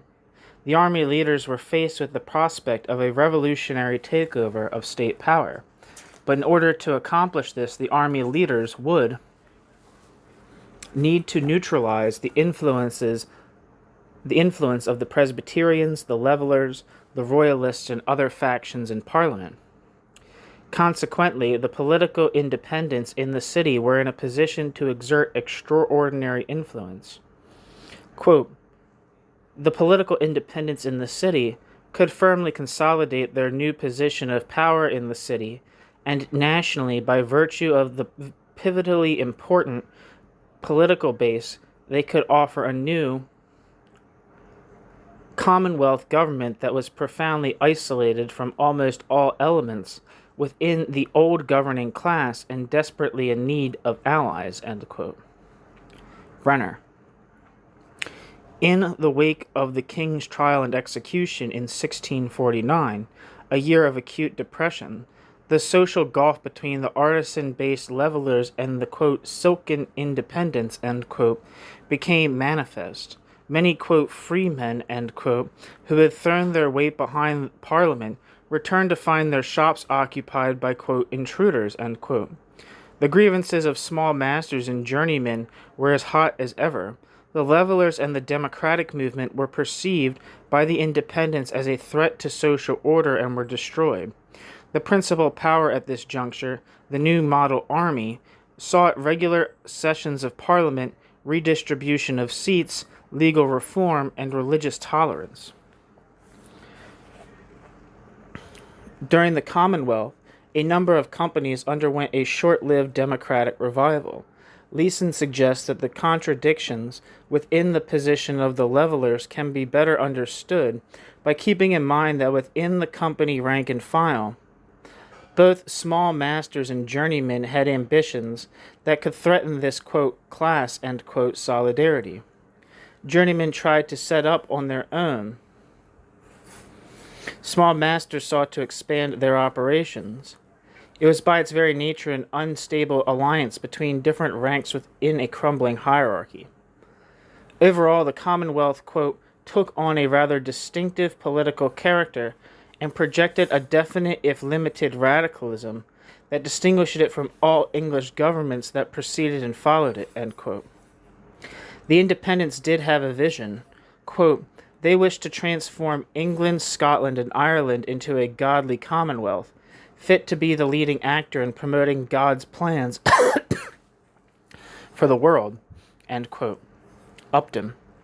For the levelers, of course, this radicalism was pale indeed, but the Rump Parliament was nonetheless very radical in the standards of the times, too radical, in fact, for most pre-1648 and post-1660 MPs. The independents had no refined theory of politics. They were not merely reacting to events. The Commonwealth meant the achievement of their goal of parliamentary sovereignty, based in theory upon popular sovereignty, an idea that had been circulating as early as 1643. Brenner. But this was a popular sovereignty reduced to little more than parliamentary supremacy itself. The program included attacking privilege and opening careers to talent. They sought cheap and efficient government, a revamped salary and expenditure structure, and particularly a reduction in the enormous budgets for entertainment attached to the offices of sheriff and lord mayor. Legal reforms were studied but not seriously acted upon. The most striking success of the Commonwealth, plural, of the Commonwealth were achieved in the area of commercial policy and diplomacy. A militant expansionist foreign policy to secure the hegemony of English merchants over the Dutch was pursued. To this end, the Navigation Acts of 1650 and 1651 attempted to restrict the carrying trade to and from England to English ships, initiating what became known as the, quote, old colonial system, end quote, that was to last for more than a century. Footnote.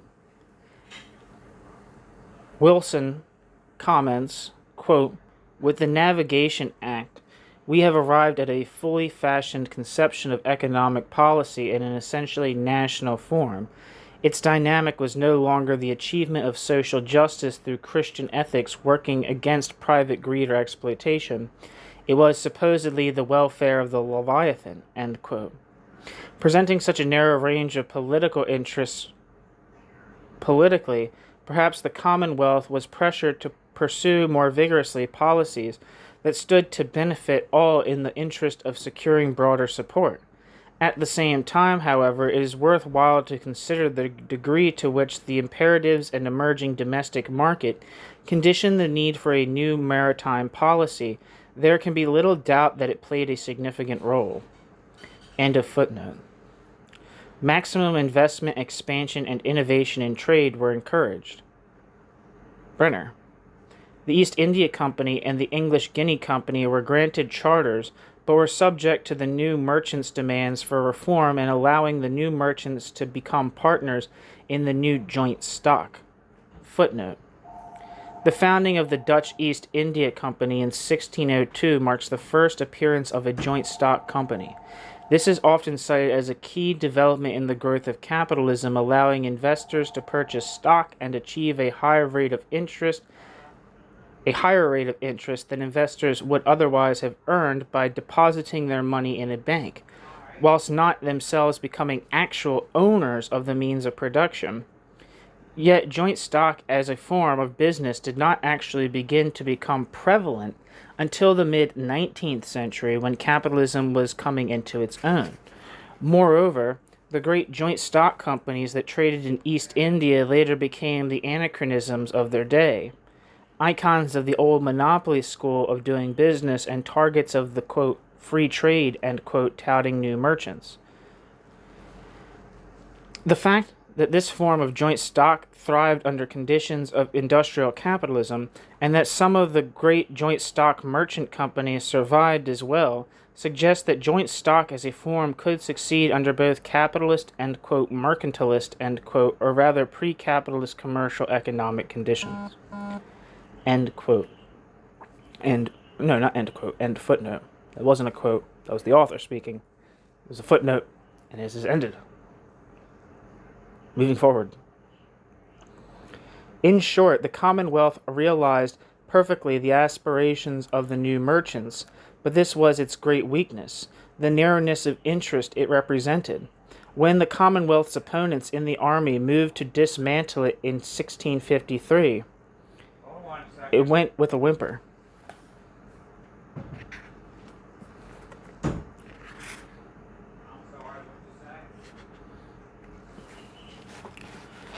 The generals of the army were divided between conservatives willing to come to terms with the, quote, natural rulers of the country, end quote, and those who would use military dictatorship to push through radical reforms of law and church.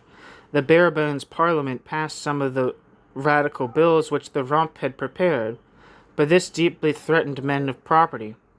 Worse still was the affront of having the Leveller leader, John Lilburne, returned to London from having been exiled on pain of death by the Rump.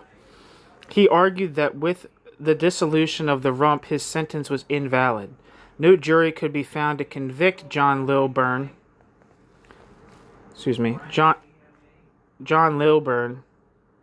and John Lilburne was exonerated to the great joy of the London crowds. But those in Parliament, sympathetic to the radicals, failed to rally around Lilburne. Quote, the bare-bones Parliament was dissolved without incident, end quote. Hill. The war itself had caused great disruption, swelling the roads once again with vagabonds. Quote, most of the vagrants were discharged soldiers and freed prisoners, those lucky enough not to have been, quote, barbadosed, end quote. But neither Cromwell's Protectorate nor Charles I's Restoration government, quote, suffered them to wander, end quote, to the extent that soldiers of previous wars had done.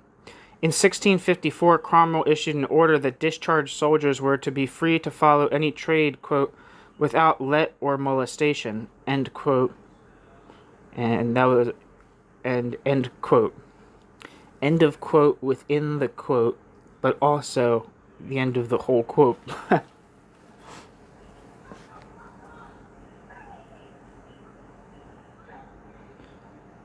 Leeson.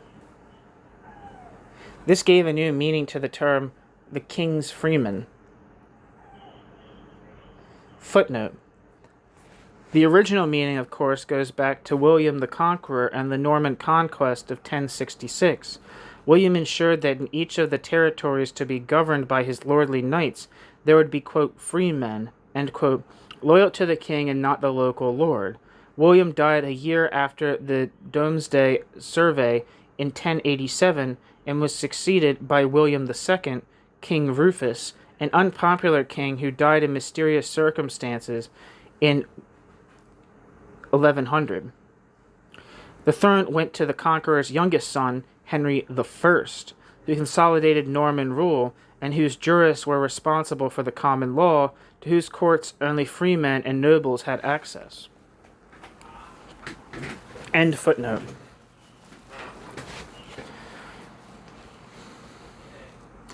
It could only further dilute the expanding pool of craft labor and thereby undermine the struggle by journeymen and small masters to preserve their status.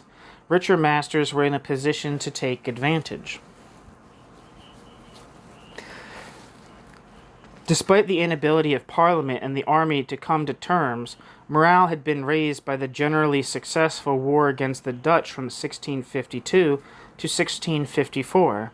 The army pushed forward with plans to reorganize the franchise under a new constitution, the instrument of government. Army and Parliament were unable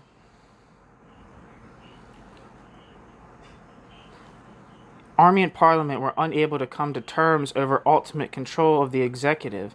Parliament was dissolved once more in 1655.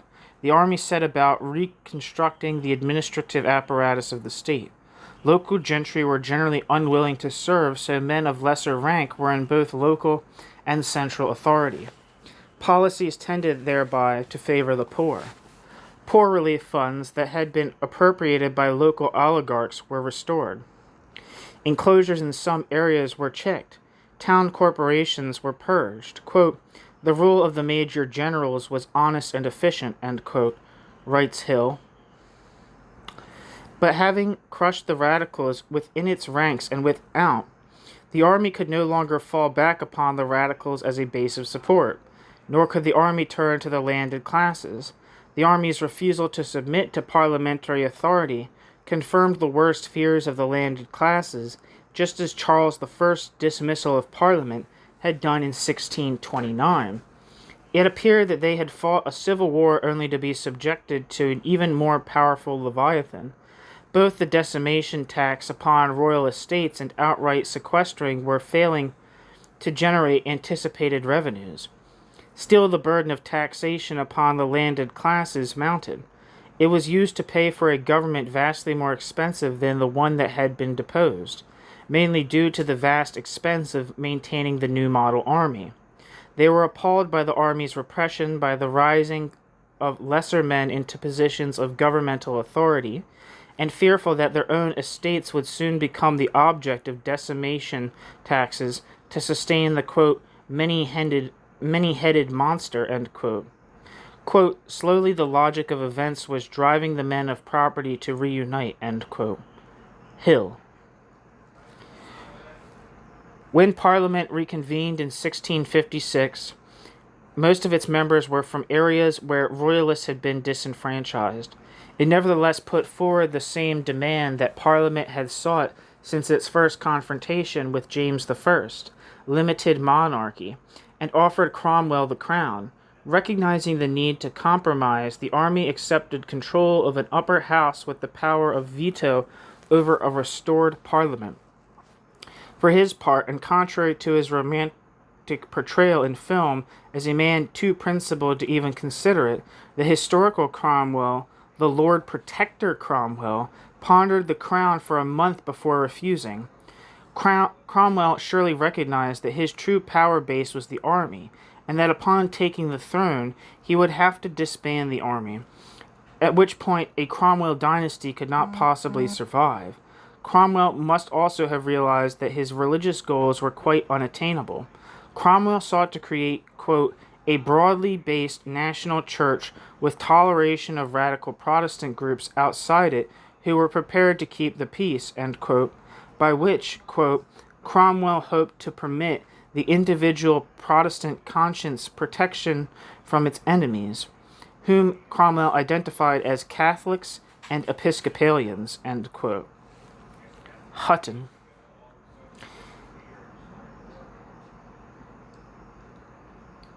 Faced with the return of old enemies in the restored Parliament of January 1658, and in the midst of pursuing an unpopular and expensive war with Spain, Cromwell dissolved Parliament again in February. He died unexpectedly in September, having nominated his son Richard as successor to the title of Lord Protector.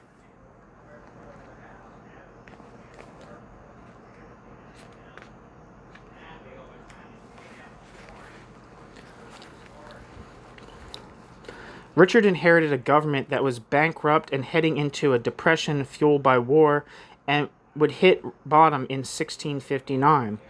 Unable to secure loans at home or abroad, Richard had little choice but to call upon Parliament for aid.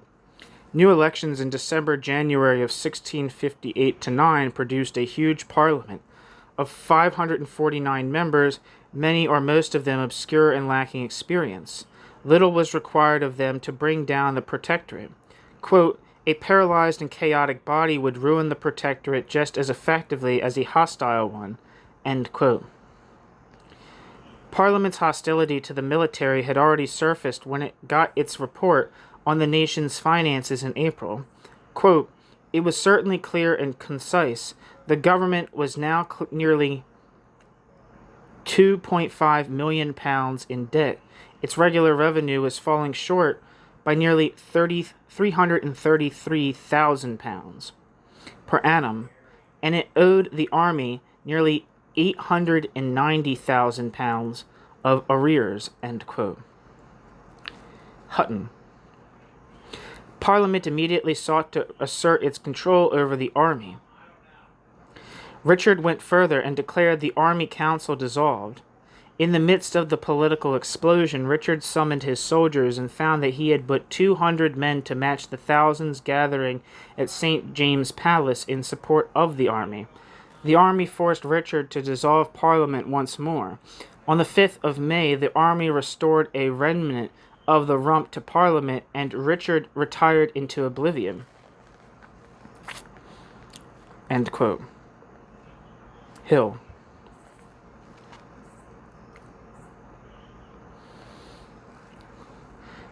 Violence was now the only effective means by which the army could collect taxes. London's city government refused to cooperate. In the midst of this chaos, General Monk in Scotland was authorized by some of the merchants to act on their behalf. Rich with funds recently supplied by the Scots, Monk was able to win over a sufficient number of sorely underpaid rank-and-file deserters from the army sent to confront him under Lambert, that Lambert's army simply melted away. Monk then marched on and took control of London. A pragmatist, Monk cleared the way for new elections, the return of a Presbyterian royalist majority in Parliament, and the acceptance of Charles II's Declaration of Breda, which set the conditions for his return. On the 25th of May, 1660, Charles II returned, and the Republic was ended with the restoration of the Stuart monarchy. Footnote. Charles's conditions included, quote, an indemnity, settlement of disputes about land sales, payment of arrears to the army, and liberty of conscience, end quote. In tracing this end of footnote. In tracing this complicated path through the civil wars and the interregnum, a striking feature of the conclusion by way of restoration is how quickly the landed classes were able to reunite after having split into opposing camps to fight a civil war. Footnote. Hill cautions that we should not be deceived by the popular rejoicing at the Restoration. While, quote, men of property were pleased to feel that law, order, and social stability, liberty, and property were being restored with the king, discipline with the bishops, end quote, those who were not so pleased did not dare to seem opposed to the current. But if the city radicals had suffered utter defeat by the end, those among the landed classes who had supported Parliament could reflect upon the significant accomplishments of the period and the fact that they had escaped the threat of radicalism that they had unleashed, including the more real threat posed by the army and its cul-de-sac political trajectory. End of footnote. The Restoration amounted to a repudiation of the parliamentary revolution of 1641. The Crown could once more pursue an open agenda of expanding the Crown's patrimonial group and a subversive agenda of promoting Catholicism. Footnote. While not religious himself, Charles II had been impressed by the Catholic monarchies during his exile, and more importantly was aware that Catholics in Britain had been the most steadfast royalists.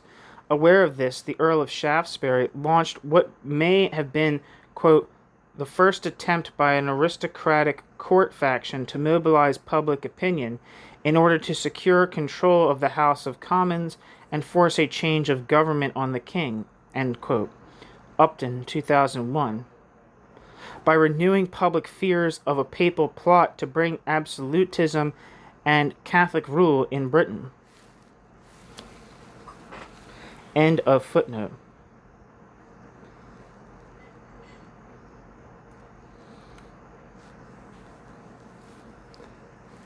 But for the time being, this posed the lesser evils in terms, but for the time being, this posed the lesser of evils in terms of the varied threats to the landed classes and the landed classes' interests in private property. The threat of papacy had by now largely abated, with Spain's defeat by the conclusion of the 30 Years' War in 1648, with the treaties of Westphalia and Munster.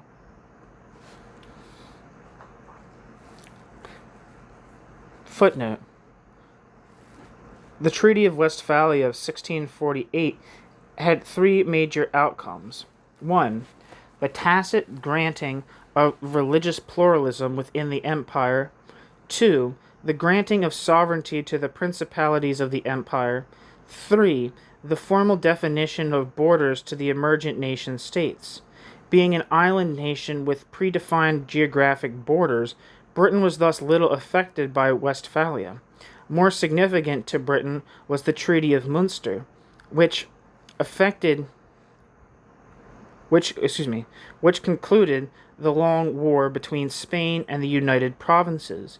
A long-time enemy and major rival in trade had been reduced in a half a century from Europe's leading imperial power to a second-rate monarchy. Quote, the Spanish monarchy, end quote, writes Upton, quote, disposing of the most powerful military machine in the world, had waged some 80 years of warfare to subdue the rebel United Provinces and had failed completely, end quote. Astonishingly, the now sovereign United Provinces, some 1.5 million souls strong, had managed to emerge from those 80 years of warfare as the most prosperous society in Europe, with an economy based upon serving as Europe's foremost entrepot for re-export in grain and cloth. Upton, 2001. Holland also became a center of banking and financial innovation. The war effort had been, quote, entirely financed by borrowing on public credit. That was the way the public debt of the Union rose from 5 million guilders in 1607 to 800 million in 1715. In any other political context, this would have spread ruin, end quote. Upton. The implications of Dutch success for Britain were that Britain's long-time Protestant ally was now its major economic rival. As the three Dutch wars would demonstrate, Holland's fleet was no match for Britain's. Another implication was that Dutch financial experience would be brought to England when William of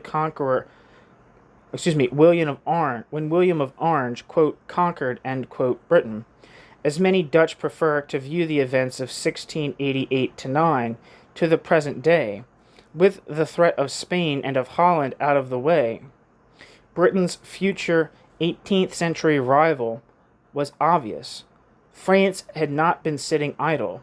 By 1670, Colbert's reforms had effectively balanced the state budget, expanded France's manufacturing sector using government regulation, subsidies, and tariffs, initiating the canals that made navigation from the Bay of Biscay to the Mediterranean possible, and most significantly, France began building a state-commissioned army that grew from 50,000 in the 1660s to 250,000 in 1672, peaking at around 400,000 in 1697. At the end of the war of Spanish Succession, the first in a century of intermittent wars against Britain and its allies. Upton. End of footnote. With victory over Holland in the First Dutch War, England's primary commercial rival had been humbled. England's future rival for the next century would be France. The radicals had been soundly defeated and suppressed. The many-headed monster that was the new model army, the child of Parliament's unstable marriage and subsequent divorce with London's radical movement, had been eliminated.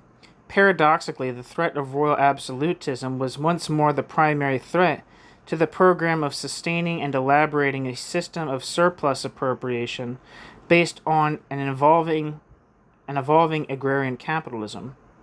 Equally as paradoxical, the frightening experience of the interregnum provided the basis for a more coherent unity with which the landed classes would confront the restored Stuart monarchy.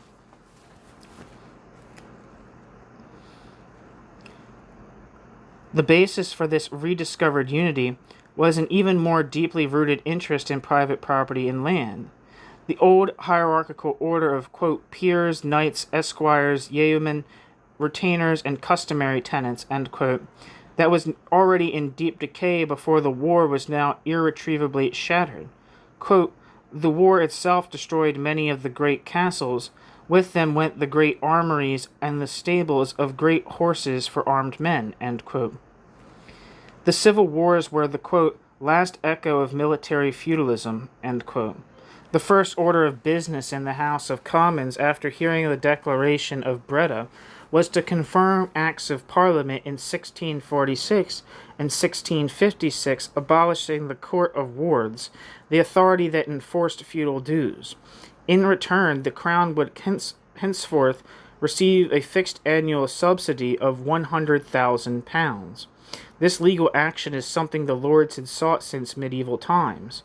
All sorts of legal ambiguities surrounding lordly rights of land and of land ownership that had existed since at least the Statute of Merton of 1235 were now suddenly cleared up.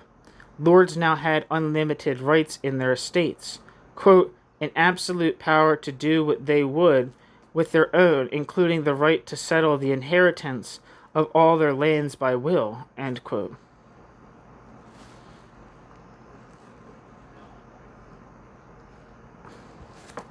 I missed a footnote. It's probably a few sentences back.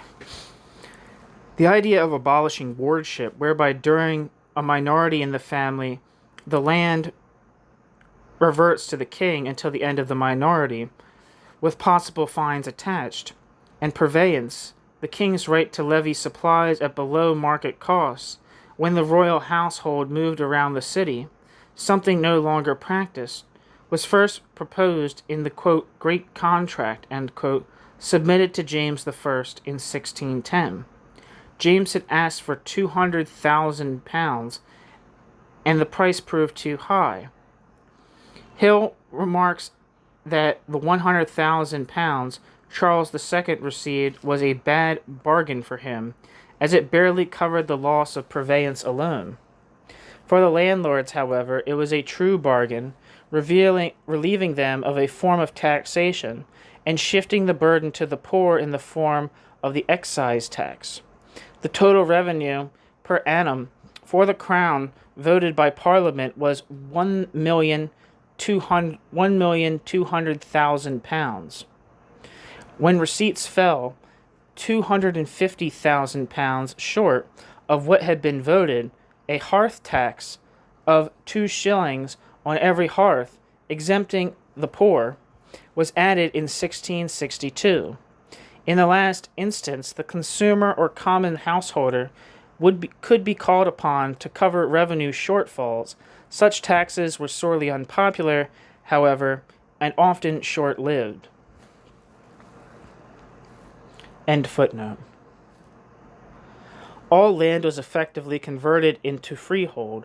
Further, landholders were now free of all military and monetary services to the crown, quote, and of the burdensome relics of feudal theory, by which at the death of a tenant, land reverted to the lord, end quote. Wilson. Since the law no longer obligated tenants to perform military service, landowners felt entitled to more from their tenants. As the land market became more fluid, with urban and mercantile wealth buying its way into the estate business, older families were under pressure to maintain their standard of living. The market in land was becoming a market in rents, and thus the competitive pressures of the market compelled landowners to seek the full value of rents.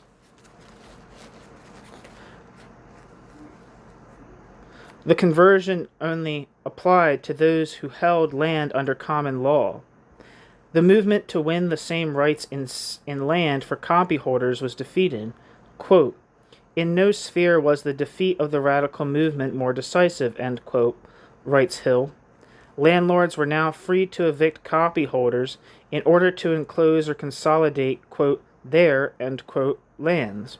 The prerogative courts that under the Tudors and early Stuarts had rather tepidly sought to check enclosures had been abolished during the interregnum and were not restored.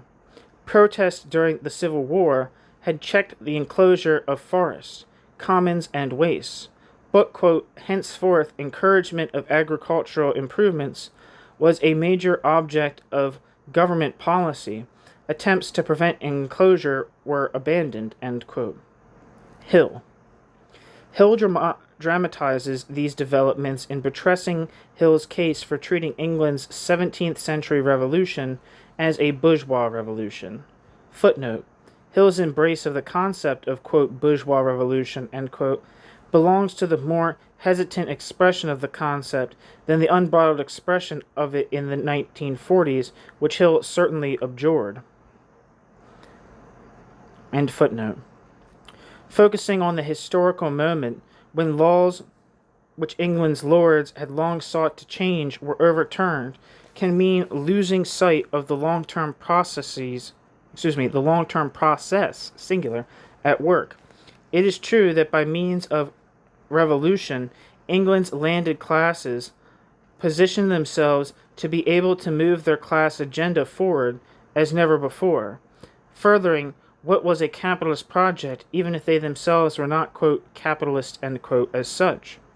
But to equate a legal landmark with the economic transformations that it facilitates precisely misses the bigger picture. Perhaps 75% of farms were still unenclosed in 1660. The manorial structure in medieval custom did not simply disappear. A century and a half of struggle over enclosures lay ahead. And as we shall explore further below, the effort to expel custom from manufacturing would prove an even longer struggle. Yet one major outcome of the Civil Wars was the legal and political defeat of popular and mostly urban-based radicalism, which would not resurface for a century to come. Footnote. Unwin, in 1964, writes, quote, the democratic movement within the companies was the rally of a dying cause, as far as its immediate object was concerned. The practical results were very slight. After the Restoration, they entirely disappeared, and the older influences resumed complete possession of the disputed ground. End quote. End footnote. Since popular radicalism was a political force that the Revolution itself uncorked. The character of politics after the Restoration was deeply similar to that before the Revolution began. Seeing a bourgeois revolution in 1660 is thus very difficult, but we have yet to deal with the Glorious Revolution of 1688 to 9.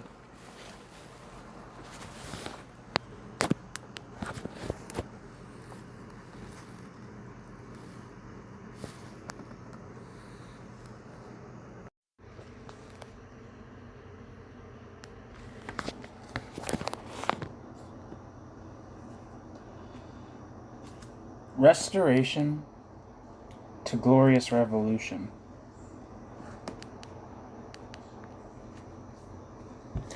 After the Restoration, landed property remained the basis of politics, but, quote, generally, the social and economic purposes and consequences of landholding were changing, and with them its political significance, end quote.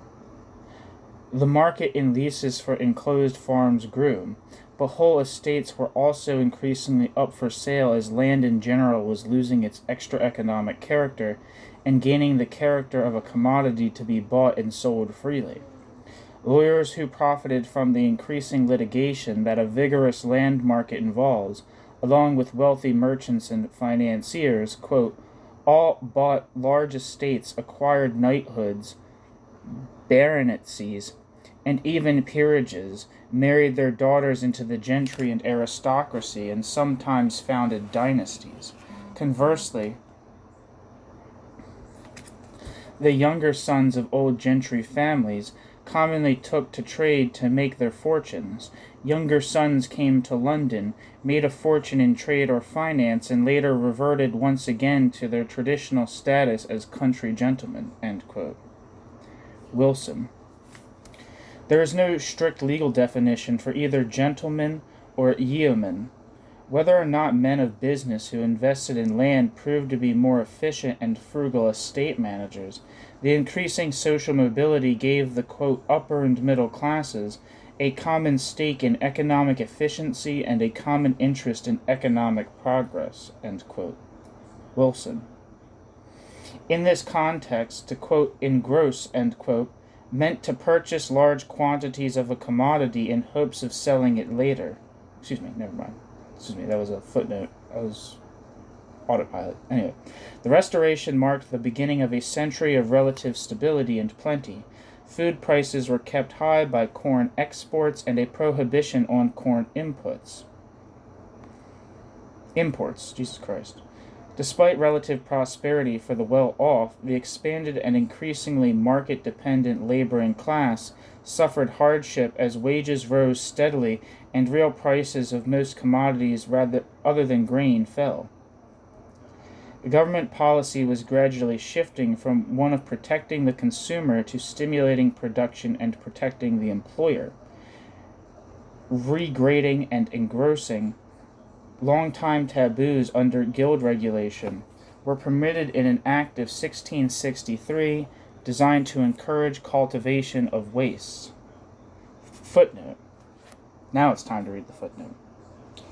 In this context, to quote, engross, end quote, meant to purchase large quantities of a commodity in hopes of selling it later at a higher price, while to quote, regrate, end quote, typically meant buying provisions that one would sell again in or near the same market where it was purchased. End of footnote. Tea, well known in Holland since mid-century, is said to have been introduced to England by Catherine of Braganza, who married Charles II in 1662. The first coffee house in England had opened at Oxford in 1650, though as early as 1637 a Greek man was sighted drinking coffee in Oxford. Footnote. By 1694, there would be 2,000 coffee houses in England where clients would meet their patrons to make contracts, where lectures were given and promissory notes exchanged.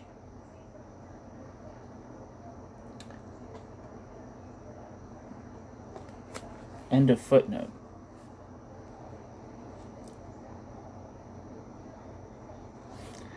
As the market widened and more people had larger disposable incomes, the consumption of luxury commodities such as tea, coffee, chocolate, tobacco, sugar, glass, watches, and so on was gradually expanding among the middle and lower classes. It was the beginning of the mass market. By the 1660s, the status of the small masters was generally in decline. They were being displaced, quote, by a body of larger employers on the one hand, and by a mass of journeymen on the other, end quote. Unwin.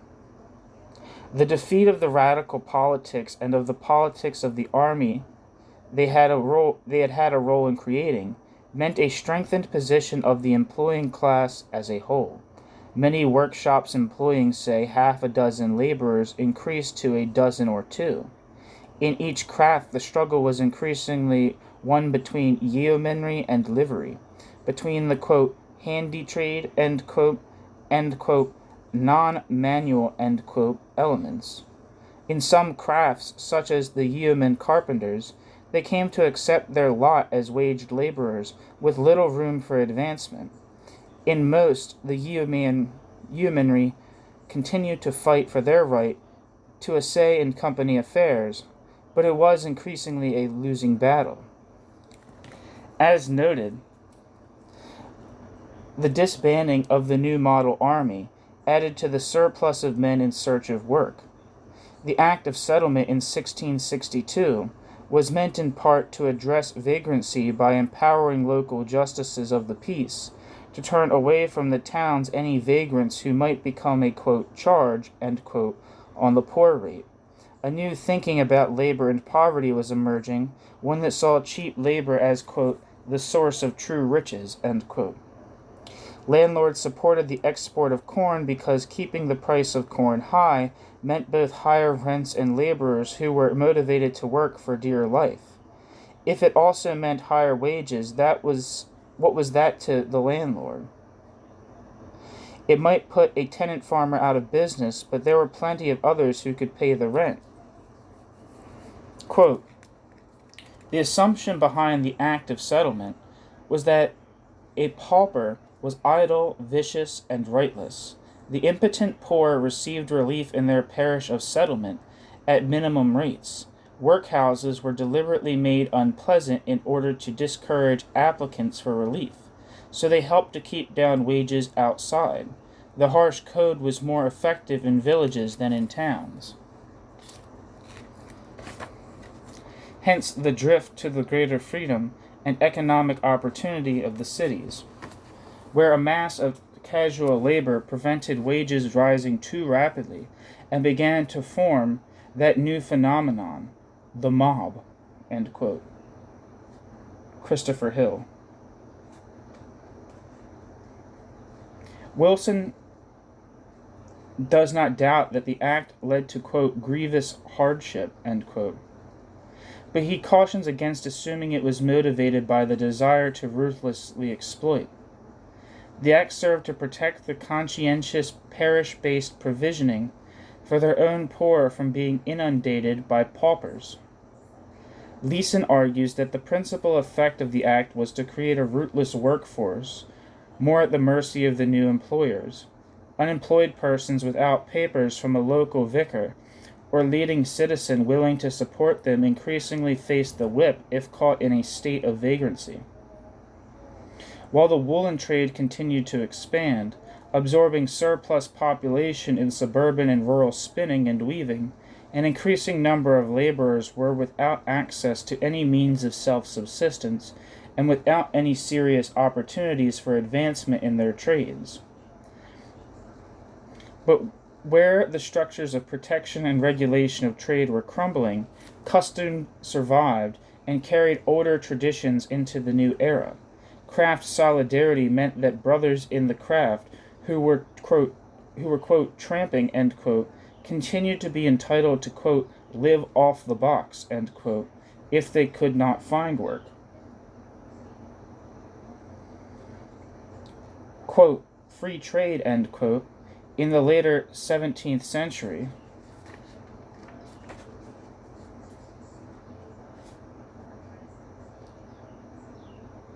meant primarily the freedom to enter a trade without a royal charter. Everywhere the principle of royal protection was under assault. Appeals to Queen Betty's law were increasingly in vain. In the rebuilding after the Great Fire of London, the 2nd to 5th of September 1666, the traditional half-timbered houses were replaced with new structures of stone and bricks. Charles II, quote, had powers of conscription over the builder, but chose instead to stimulate the reconstruction of the city by letting loose the forces of free trade, end quote, by ignoring company controls enshrined in the Masons' charter. Quote, foreigners, end quote, were employed in the building trade. The rebuilding, foreigners is spelled Forrrens. So, quote, foreigners, end quote, were employed in the building trade. The Rebuilding Act of February 1667, quote, offered the freedom of the city for 7 years, which could be extended for life, to all those who worked on the rebuilding, end quote. London building crafts petitioned in vain. Oh, the end of the quote. Who quote was the quote? Inwood. The London building crafts petitioned in vain, but continued to practice, quote, searches, end quote, inspecting credentials and levying contributions. But the trade would ultimately never recover from the blow.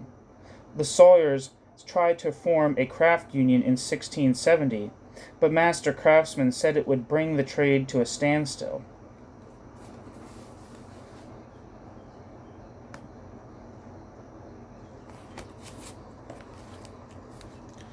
The fire itself dealt a blow to many trades in other ways. Shops and markets were destroyed. Stocks were lost, the stationers' company losing £200,000. The poor remained where the fire had driven them, typically outside the city walls. Devastating as the fire was financially, it presented the opportunity to reshape London. Quote, for its role as the center of a large metropolis, to solve the problems of traffic congestion, overcrowding, inconvenient food markets, inadequate riverside facilities, and fire danger, which had grown worse as the population grew. At first it was felt that the best way to achieve this would be to adopt one of the grandiose plans put forward within days of the Great Fire by Christopher Wren, John Evelyn, Robert Hooke, and others for a completely redesigned city of wide boulevards and grand piazzas. A city fit for a great European monarch.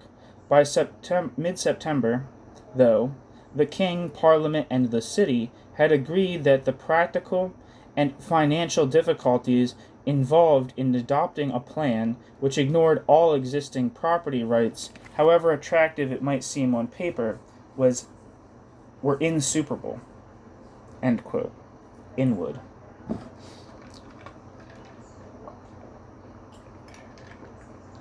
God, that's good. Iced coffee today. I used to hate iced coffee, but now I'm quite a fan. Now I can drink coffee in the summertime without feeling disgusting because I've gotten used to iced coffee, you know? It's good to expand one's horizons.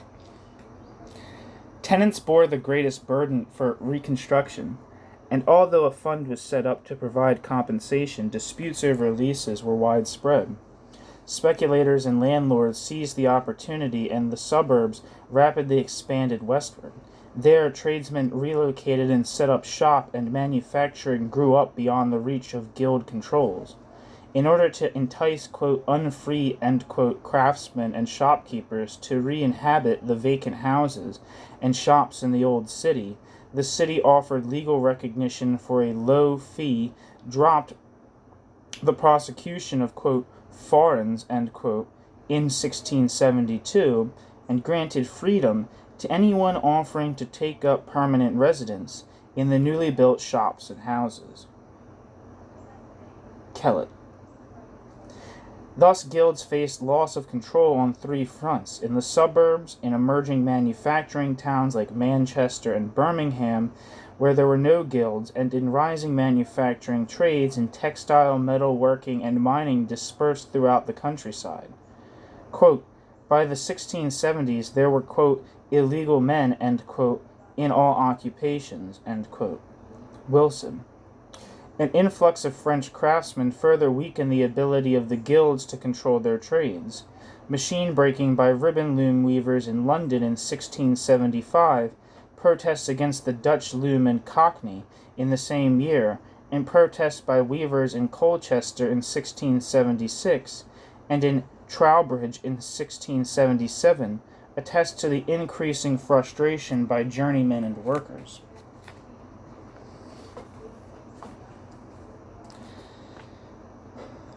These incidents had only a local and incidental impact on the textile trade. Norwich's new draperies were coming into fashion in the 1660s, and in the 1670s, Devon's serges, quote, swept the board, end quote. Wilson. Merchants and large masters understood free trade as meaning as large and as cheap a workforce as they could employ. They attacked the principles of the statute of apprentices as, quote, common errors, end quote. They became more and more reluctant to sanction, quote, the search, end quote. Dramatic episodes within the company minute books tell of bachelors' companies being dismissed from the hall or from the company altogether. Protests by the yeomanry in the form of withholding quarterage payments were met with wage deductions or reductions in collections for the box. The Elizabethan companies were strained to the breaking point. The democratic impulse within the companies that informed the radicals during the Civil War and the interregnum was now channeled into attempts by journeymen to form themselves into new corporations to defend their collective interests. The trading classes viewed the incorporation of journeymen or small masters as a Pandora's box, and fervently opposed it on the grounds that it would be a quote, evil example, end quote, for employees to have a separate organization. But most journeymen were anyway unable to incorporate, as in the case of the tailors, or attempts by the nailers, and were driven to combine in secret. Thus began the emergence of the, quote, friendly societies, end quote, which Unwin identifies as the direct ancestors of the modern trade unions. This new form emerged not only out of the old companies, but in the countryside as well. There the wool trades had never had the same controls as the crafts, yet, quote, a militant spirit showed itself, where the law was unable or unwilling to protect their earnings from the attacks of the clothiers. I need to fucking learn how to say that. Alright. Doing it now.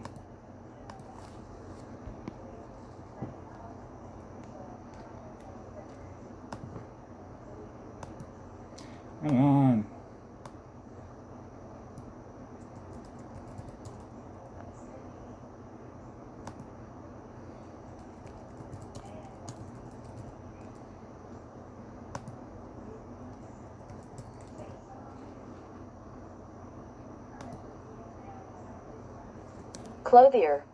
Clothier. Okay, Jesus Christ. What the fuck? Where the hell was I?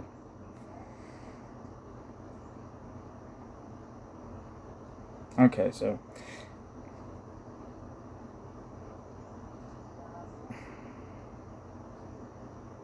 the friendly societies emerged not only out of the old companies, but in the countryside as well.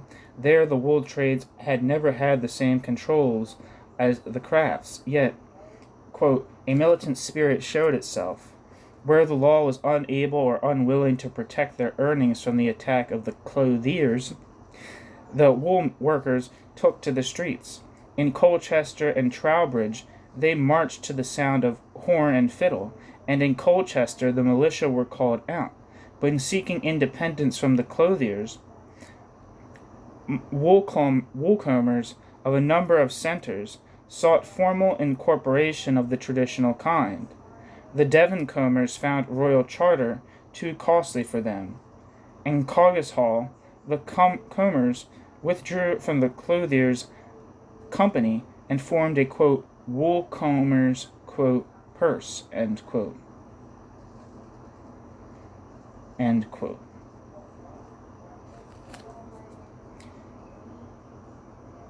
Leeson.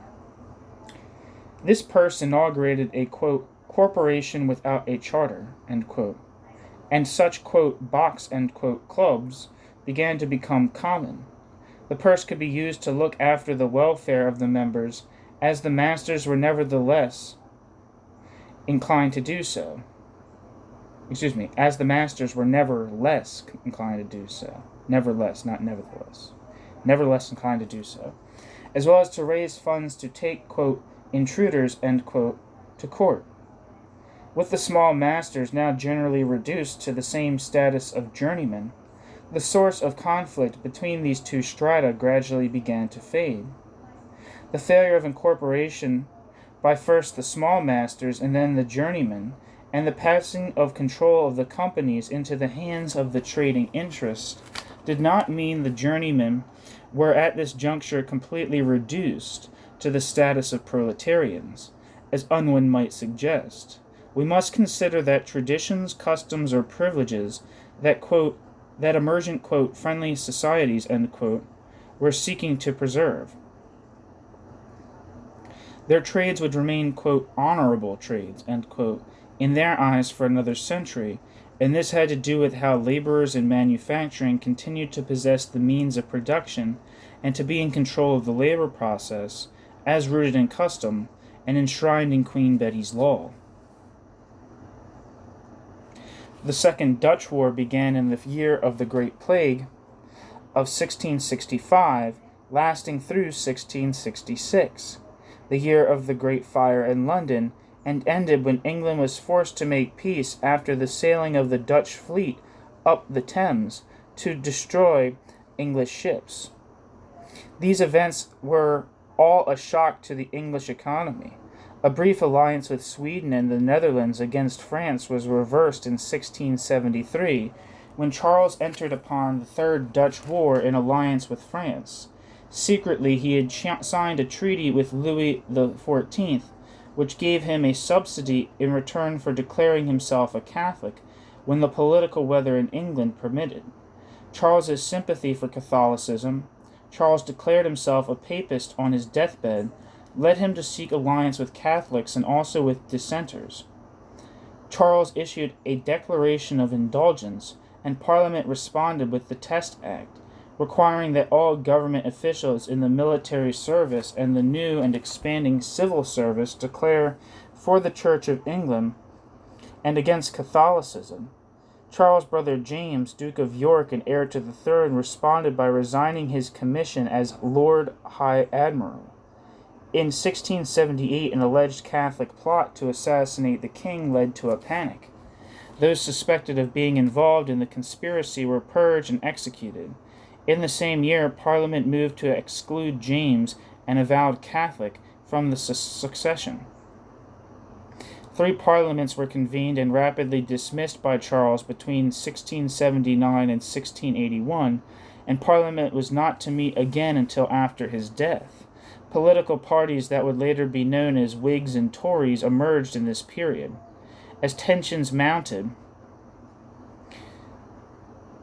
the lessons of 1640 to 60 were not lost on the landed classes. The Whigs in opposition to the king were not ready to risk anything like a civil war, and the Whigs' opponents, the Tories, were thus successful during the period of personal rule that lasted until Charles' death in 1685. James II thus succeeded peacefully to the throne. He was even granted an annual subsidy of £200,000, about twice what Charles had received in 1661. In 1685, James successfully put down the rising of Argyll in Scotland and the rebellion led by Lord Monmouth. Charles's illegitimate son, whom the Whigs had earlier promoted to succeed his father. The reprisals taken against the plotters in the Monmouth Rebellion were particularly brutal. In the same year, James clashed with Parliament over the repeal of the Test and Corporation Acts, and dismissed Parliament. It would not meet again under his reign. In 1685, the courts ruled that, quote, apprenticeship was necessary only for servants hired by the year, thus exempting most wage laborers from it, end quote. Hill. This was a major blow to the crafts, yet it was only an early milestone in the long and steady decline of apprenticeships. James sought to appoint Catholics to high positions. He made 2 declarations of indulgence in 1687 and 1688. Bishops who protested were sent to the Tower but found not guilty. But it was only when a son was born to him and the threat of the indefinite continuation of Papist Stuart dynasty presented itself that the landed classes could tolerate no more. Rumors were circulated that the child was a bastard. William of Orange, James's nephew and husband to his daughter Mary, was invited to invade England and depose James. James attempted to make concessions, but the plan went forward. The Glorious Revolution of 1688 brought William and Mary to the throne, and the hapless James fled to France and into exile. The overriding theme in the conflicts between Parliament and Crown under the late Stuarts had to do with religious disputes. Yet 1688 also marked the completion of a transformation with an unmistakable class character. Parliament was no longer simply a vehicle through which the propertied landed classes could collaborate in governance with the Crown. Parliament was to meet annually and would have authority over virtually all financial decisions. In this way, Parliament held the powers of the Crown firmly in check. The threat posed by the absolutist tendencies of the Stuarts appeared to have been permanently removed. Parliament could be prorogued no more. P-R-O-G.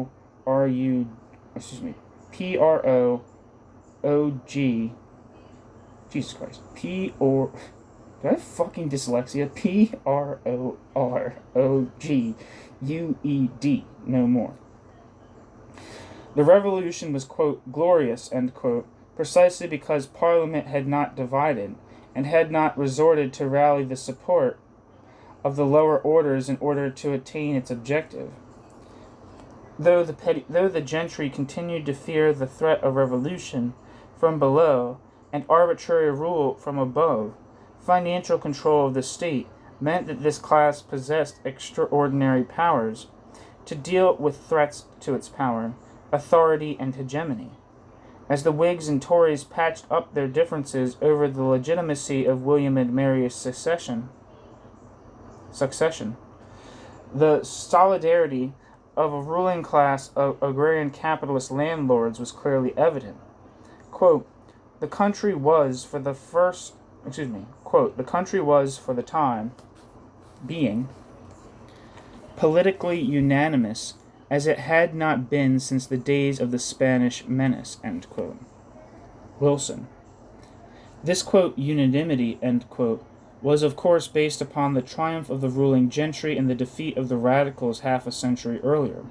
While they may not have felt safe to state their positions in public, in all likelihood wage laborers and small craftsmen privately acknowledged that the weakening of the crown lessened their prospects for incorporation or other forms of royal protection. For them, this change signaled an even more rapid decline in protection and regulation of manufacturing.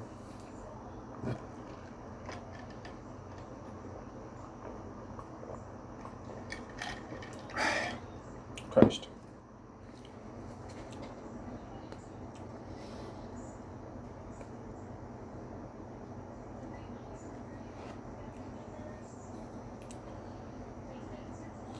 As noted above, the number of peers and of the landed classes in general had grown disproportionately in relation to the growth of the general population since 1540. Colin Moore's rightly corrects those who would interpret the triumph of the landed classes and the expansion of the peerage in particular as the triumph of an ancien regime. The survival of the monarchy and the strength of the landed classes in England to this day is a paradox of British history. Moores points to the growth of the landed classes as a whole and interprets it as the result of a transformation in the entire social structure. Quote, that the gentry had greatly strengthened its social power against the crown is clear. That they had also gained the upper hand against the peerage is less clear. Much debate has surrounded the question as to whether or not the peerage, which constituted the basis of the traditional aristocracy of the quote, court, end quote, was a declining feudal aristocracy being outstripped by the rising capitalist gentry of the quote, country, end quote, in the 16th and early 17th centuries. The growth of agrarian capitalism had not just altered social relations in the countryside. It was also beginning to shape the character of trade and commerce as well, from which much of the peerage drew their incomes, end quote. Both peerage and gentry were undergoing a transformation into, quote, a new type of ruling class, end quote. Moores. According to Agrarian, this class, quote, constituted a single economic class for what they had in common was the possession of capital for the end of profit and capital accumulation, end quote. Agrarian. Moores emphasizes that even the peerage was engaged in accumulation based upon land ownership. It is true that peers and gentry alike were amassing new fortunes from the economic rents on their estates. Accumulation by itself, however, is neither revolutionary nor capitalist by definition. What made the character of the English economy specifically, quote, capitalist, end quote, in this period were the competitive pressures of the emerging market in economic leases on land, which compelled tenant farmers to maximize, specialize, and innovate on their farms. Landlords had even incentive to invest in improvements on their land, and the landlords did so. The landlords thus held the combined roles of owners of and investors in the means of production. But it should be made clear that they were not themselves directly subject to the competitive pressures of the market in the way that their tenants were. They were holders of a specific kind of, quote, capital, end quote, commodified land in the Paulinian sense. This did not make them, quote, capitalist, end quote, in the sense that we understand the term today. Yet they played an absolutely pivotal role in bringing about the emergence of capitalism and capital in the abstract, capital as a social relation. Moores makes it sound as if the defeat of the crown in the revolutionary upheavals of 1640 to 1688 by itself brought about a transformation resulting in capitalist property relations. He then cites Thompson to back up his point. Quote, a victory of royal absolutism would have had a profound effect on the fortunes of the bourgeois opposition. It would have meant that those who owned property were not free to dispose of their wealth as they saw fit. The Crown had persistently attempted to intervene in relations between landowners and their tenants and to exert the prerogatives of the Crown over those of private property. What was at issue from one aspect was exactly a capitalist redefinition of the, quote, basic property statute, end quote, from, quote, ancient right and, quote, natural law, end quote, and purchase of the mode and rationale of production from quasi-self-sufficiency to the marketing of commodities for profit and of productive relations, from the organic compulsion of the manor and guild to the atomized compulsions of a free labor market, end quote. Thompson. As quoted in Moores, This accords well with More's point that the defeat of the crown enabled a redefinition of property rights and freed the landed classes from the threat of an absolutist check on their ability to dispose of their private property as they would. But the quote from Thompson continues, quote, "And from another aspect, the real movement was enormously complex and protracted, commencing with the great monastic wool farmers of Domesday, and passing through the enfeeblement of the barons in the wars, the growth of free labor, end quote, the enclosure of the sheep walks, the seizure and redistribution of church lands, the pillaging of the New World, the drainage of the fens, and thence through revolution to the eventual acceleration of enclosure, and the reclamation of wastes," end quote. Thompson. Moores does not follow up on Thompson's point here about the whole process being, quote, "enormously complex and protracted," end quote. Footnote. Moores continues by discussing the critical importance of the popular struggles, which pushed Parliament farther than it would ever have gone and proved decisive in the defeat of the Crown.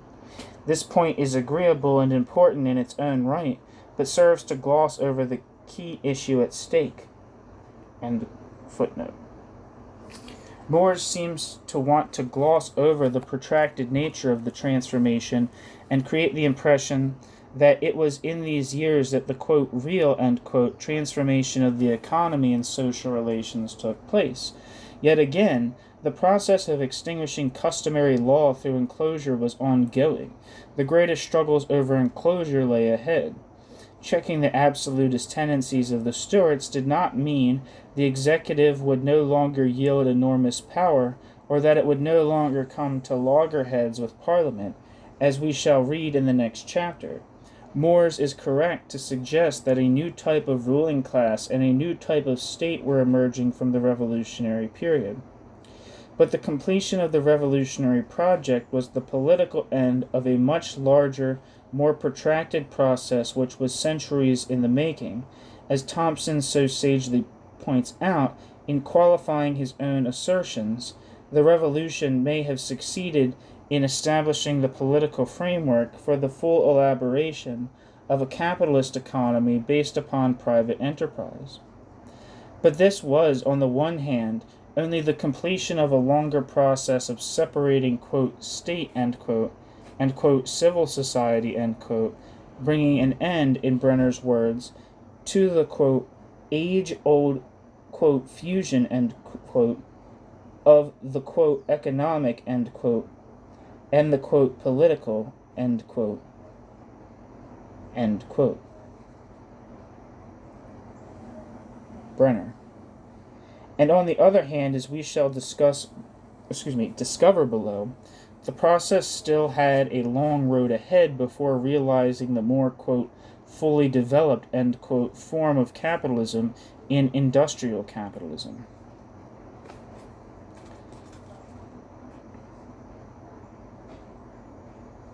Footnote.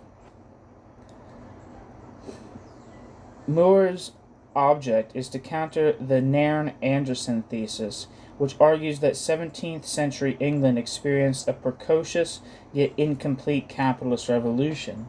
Anderson, for example, finds that England's lack of a, quote, "second revolution," end quote, after a takeover of power by the bourgeoisie, and the lack of centralized, quote, "modern," end quote, bureaucracy are signs of England's, quote, "backwardness," end quote. Against this view, Moores counters that England in fact serves as the, quote, "classic," end quote, example of bourgeois and capitalist revolution. He bases his argument on the claim that the English state after 1688 was, quote, "uniquely suited to the requirements of capitalism," end quote. This claim is uncontroversial, yet Moore's thesis rests on the premise that there is a necessary connection between, quote, "bourgeois," end quote, revolution and capitalism. Elsewhere, Moore's attempt to fit the revolutions in England, 1640 to 88, France, 1789, and Prussia, 1871, into the same mold of, quote, bourgeois revolution, end quote, has been criticized on the grounds that the English Revolution was led by a rural landowning gentry, not by a professional urban bourgeoisie. Like the term, quote, proto-industrialization, end quote, the term, quote, bourgeois revolution, end quote, is simply too broad to be of much value to the task of historical analysis, and the term bourgeois revolution application to the English experience is especially misleading. These points of critique take nothing away from Moore's excellent summary of the reorganization of the English state after 1688, which we shall draw upon in the next section.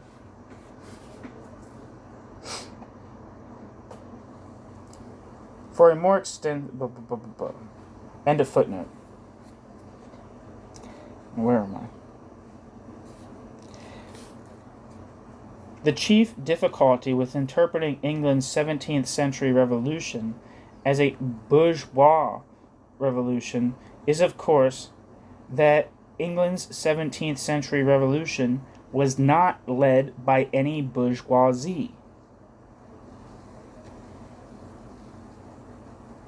Footnote. For a more extensive elaboration of the critique of the bourgeois paradigm, see Comnenel, 1987, Brenner, 1989, and Wood, 1991. To the extent that wealthy urbanites were involved, these were the merchants, who, as we have seen, were sorely divided at the outset of the hostilities. If the temptation to force an interpretation of the English Revolution as a bourgeois revolution can be laid to rest, we must still acknowledge the significance of the changes that were brought about in facilitating the further development of agrarian capitalism.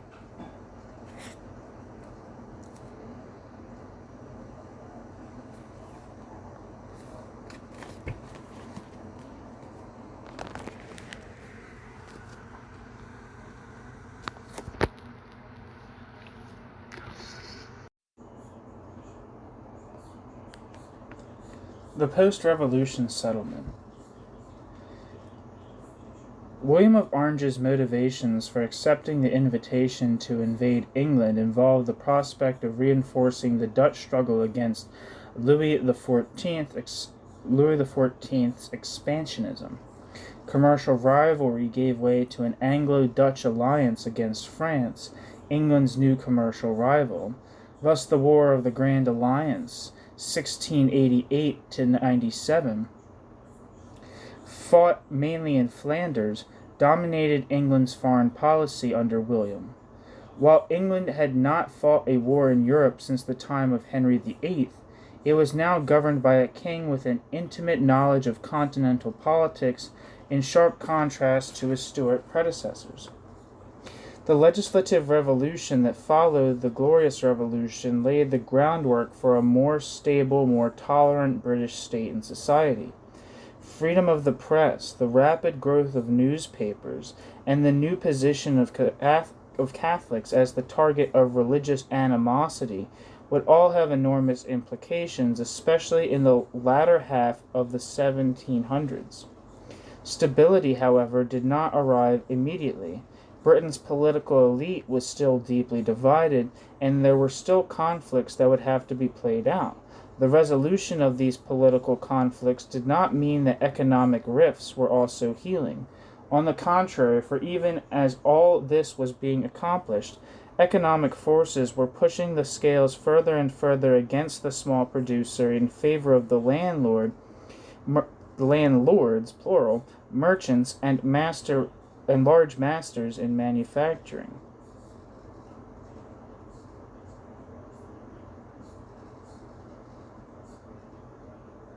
There was a footnote I missed here. The Grand Alliance consisted of a broad coalition of Catholic and Protestant states, including Britain, Holland, Denmark, Austria, and many German states, all fighting against France. Before England joined, the alliance against France was known as the League of Augsburg. hence the name, the, quote, War League of Augsburg, end quote. Among other names, King William's War, the 9 Years' War, the War for the English Succession. End footnote. The acts passed by Parliament in the post-revolutionary period were exceptional in number and laid out a new framework for government, providing guarantees against the abuses of power and the prerogative that had been committed by James II and his Stuart forebears. The Bill of Rights, passed in 1689, reaffirmed Parliament's claim of control over taxation and legislation. It also banned royal interference in elections and royal impingement on freedom of speech. When combined with the decision to allow the Licensing Act to lapse in 1695, these actions gave an enormous boost to the freedom of the press. A, quote, newspaper revolution, end quote, ensued. And now the common practice of meeting at coffee houses for political discussions and debate became even more widespread. Footnote. The growth of newspapers and advertising was bound up with the growth of land transport and stage coaches.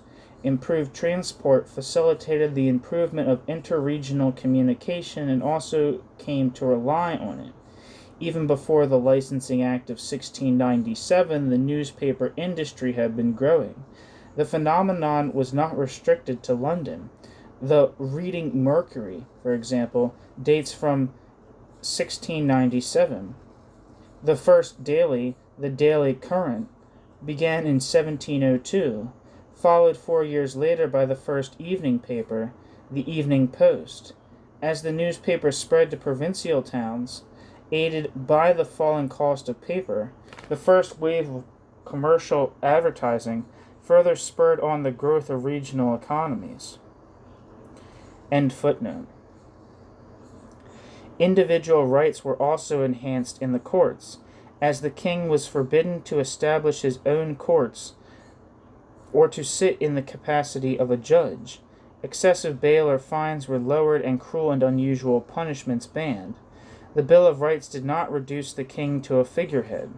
Certain royal prerogatives were preserved, such as the appointment and dismissal of ministers, and the ability to veto legislation or declare war. The authority to summon and dissolve Parliament still belonged to the Crown. Yet the bill put the Crown on notice that, quote, Parliaments ought to be held frequently, end quote. The Triennial Act, passed in 1694, was a resurrection of the first Triennial Act, assented to by Charles I in 1641. Footnote. This was a resurrection of the first Triennial Act, assented to by Charles I in 1641, in response to pressure from the Long Parliament. The Act ensured that Parliament was in session for a minimum of 50 days every 3 years. Within a year, the First Civil War broke out, and so the Triennial Act was not used until the Restoration in 1660. Charles II managed to have the Act repealed in 1664. End of footnote. It required a new Parliament to be assembled every 3 years. Longer sessions of Parliament and more frequent elections quickened the development of political parties. The king was also forbidden to maintain a standing army in time of peace without Parliament's consent. Parliamentary control of finance was strengthened, deliberately rendering William and Mary dependent on Parliament. Quote, when princes have not needed money, they have not needed us, end quote, was the reasoning of one member of Parliament. 1649 was the same year that the Board of Trade was established, along with the Bank of England, as a mechanism for lending money to the Crown. Yet as the national debt depended on parliamentary guarantees, the Bank of England did not loosen the Crown's dependence on Parliament. In 1689, the Toleration Act was passed as a kind of reward to nonconformists for their refusal to side with James II. While the bill restricted both nonconformists and Catholics from service in government, freedom of worship was granted to nonconformists but not Catholics. The Act of State reflected a major shift in popular sentiments. Around the 1670s, Catholics came to be seen as a greater threat to political stability than nonconformists, and anti-Catholicism, which was, quote, in essence, political, patriotic, and anti-clerical rather than religious, end quote, was widespread, cutting across class lines. The Test Act of 1673 had established that anyone who wished to hold public office must regularly attend church, and an Anglican church at that. In 1702 and 1704, the occasional Conformity Acts were intended to rein in dissenters who were in the habit of getting around the Test Act by only attending church occasionally. Daniel Defoe was arrested under this act in 1704 for a pamphlet he wrote on dissenting. Was Daniel Defoe, was that,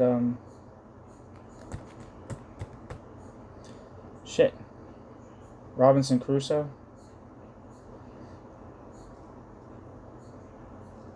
I think he wrote Robinson Crusoe, I'm not sure. Yeah, Daniel Defoe was, I'm pretty sure he wrote Robinson Crusoe, which is, of course, important in the history of political economy. Annie Hooser.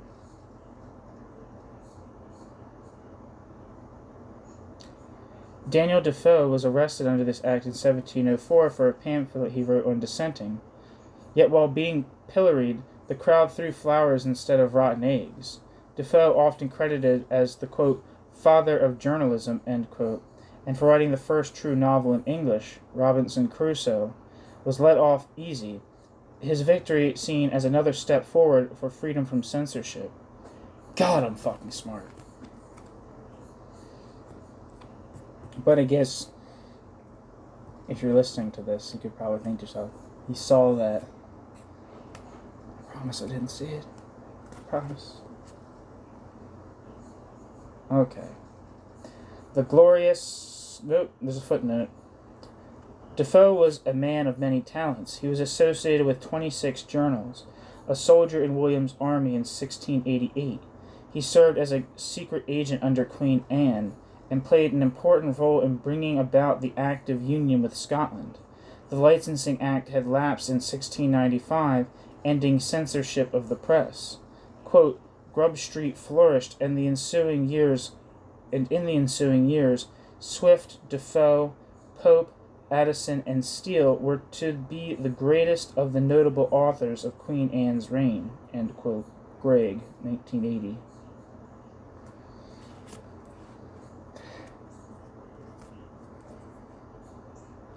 Okay, new section. The Glorious Financial Revolution. The financial reforms initiated under William II were undertaken in response to a severe fiscal crisis beginning in the early 1690s, and the subsequent outbreak of 8 years of war with France. Many historians have equated these reforms with a, quote, financial revolution, end quote. William required huge sums for his war, and tax revenues alone were clearly insufficient to the task. Footnote. From the outset of the hostilities in 1689, it was clear that, quote, governments and parliaments were faced with the need to produce funds on a hitherto unimagined scale, end quote. Upton. Across Europe, governments could not ignore the increasing wealth of merchants and bankers who were soon to become indispensable as the lenders who kept the state afloat. End footnote. The new political unanimity and the new relationships between Parliament, Crown, and the people proved favorable to a reorganization of the state's funding devices and indeed the whole apparatus of government.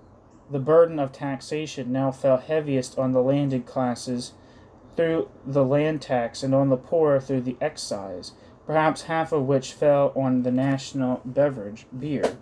It follows, of course, that if Parliament was tapping the members of its own class of landholders for the single largest source of taxation, this also gave Parliament unprecedented control over the finances of the state, and specifically over the army and navy. Ever since Charles I's seizure of bullion in the Tower in 1640, goldsmiths and scriveners had begun accepting deposits, discounting bills, and issuing notes. The professional banker had begun to emerge, a practice taught that a larger volume of notes, could be issued than the volume of cash deposited. The banking practice began to add liquidity to the financial community as a whole. Quote, from 1650 onwards, writers on economic problems focused their attention increasingly on this aspect of banking as a means of enlarging trade and releasing the nation from that nightmare of, quote, a scarcity of money, end quote, by which it was always haunted, end quote. Wilson. Charles II and his brother after him began to systematically anticipate revenues by borrowing from these wealthy specialists in specie. In SPECIE. Their borrowing was based upon anticipated revenues from any taxes recently approved by Parliament. Hill calls this, quote, a decisive factor in the evolution of banking, end quote. The abandonment of tax farming in 1671 opened up a new and rapidly expanding branch of civil service. Footnote. Tax farming had ended in 1643, but was resumed again in 1662, largely as a way for Charles II to compensate ex-cavaliers, resulting in considerable corruption. Only customs farming ended in 1671. Tax farming for the excise lasted until 1683. The hearth tax, introduced in 1662, was farmed from 1667 to 1684 and abolished in 1688. End footnote.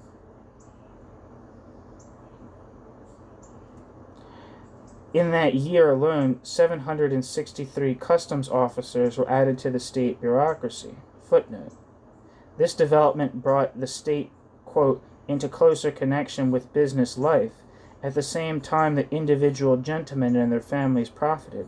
End quote. Hill. End of footnote. A stop in the exchequer in 1672 and the resultant bankruptcies of 5 large bankers shocked the banking establishment. This led to a hike in the rate of interest paid by the government. Public confidence in the crown was at a low ebb.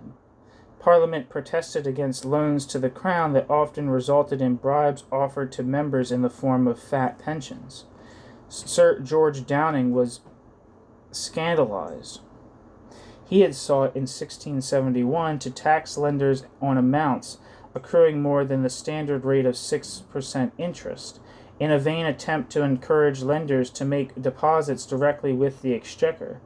The crisis of public finance under the later Stuarts was eventually patched up by annual government disbursements to lenders. Quote, England had stumbled, as it transpired, into the device of a funded debt, end quote.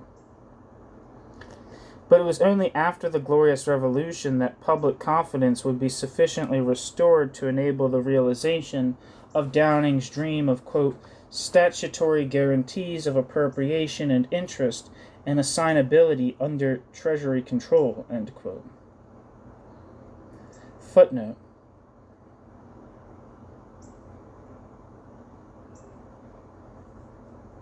Well, there's a couple footnotes. The Stuarts were aided by a recovery of trade in 1670, bringing greater revenues from customs and excise, and thus greater relative freedom from parliamentary control of finance. End footnote. Second footnote. Wilson adds, quote, under Downing, the country had taken a major step forward to a modern system of public finance, end quote. Downing died in 1684 and thus did not live to see the later realization of his project. Symbolic of their restored confidence, William was to repay £1,300,000 to Charles's bankers, so devastated by the stop of 1672.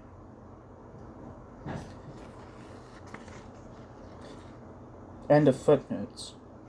By erasing public suspicions of the threat of Stuart absolutism as well as the Crown's suspicions of the threat posed by a national bank, the Glorious Revolution provided the confidence and unanimity among the ruling classes, which, combined with the strength of the market under conditions of agrarian capitalism, would allow both an extension of taxation and the underwriting of the national debt. The demands of war and of the declining value of sterling, upon which Britain's colonial trade depended, led to an acute fiscal crisis. By 1693, England's trade balance with the American colonies, the trade which England counted on to underwrite England's healthy trade balance with Europe, based upon re-exports of staple commodities such as sugar, tobacco, and cod, had fallen by 50%. Footnote. The East India trade, though lucrative, meant a constant outflow of silver, since India preferred silver bullion to English commodities. A temporary suspension of the East India trade could bring temporary relief to the depreciation crisis, but the loss of profits would soon disrupt the economy as a whole. This was not a solution.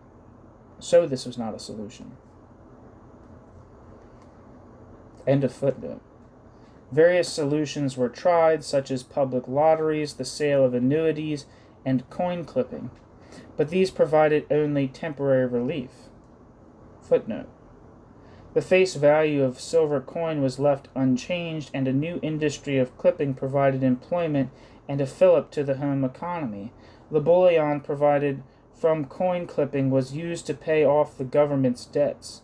Quote, the total recorded export of molten silver between 1689 and 1695 included what the East India Company exported in this form, though not as foreign coin, since clipping was the likelier source of this, amounts to 8,402,087 ounces. Compared with this, the total silver known to have been lost from silver coin between these dates amounts to some 9,174,200 ounces. So the amount exported is large enough to account for the bulk of the loss through clipping from the silver coin, end quote. End of footnote. The next measure, the establishment of a national debt, was effectively formalized in an Act of 1693.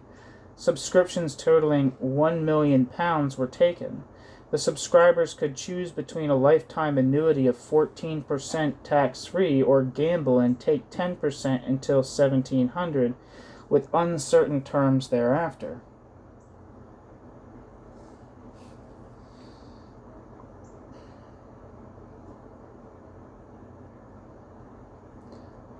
Quote, two principles combined for the first time were thus firmly established.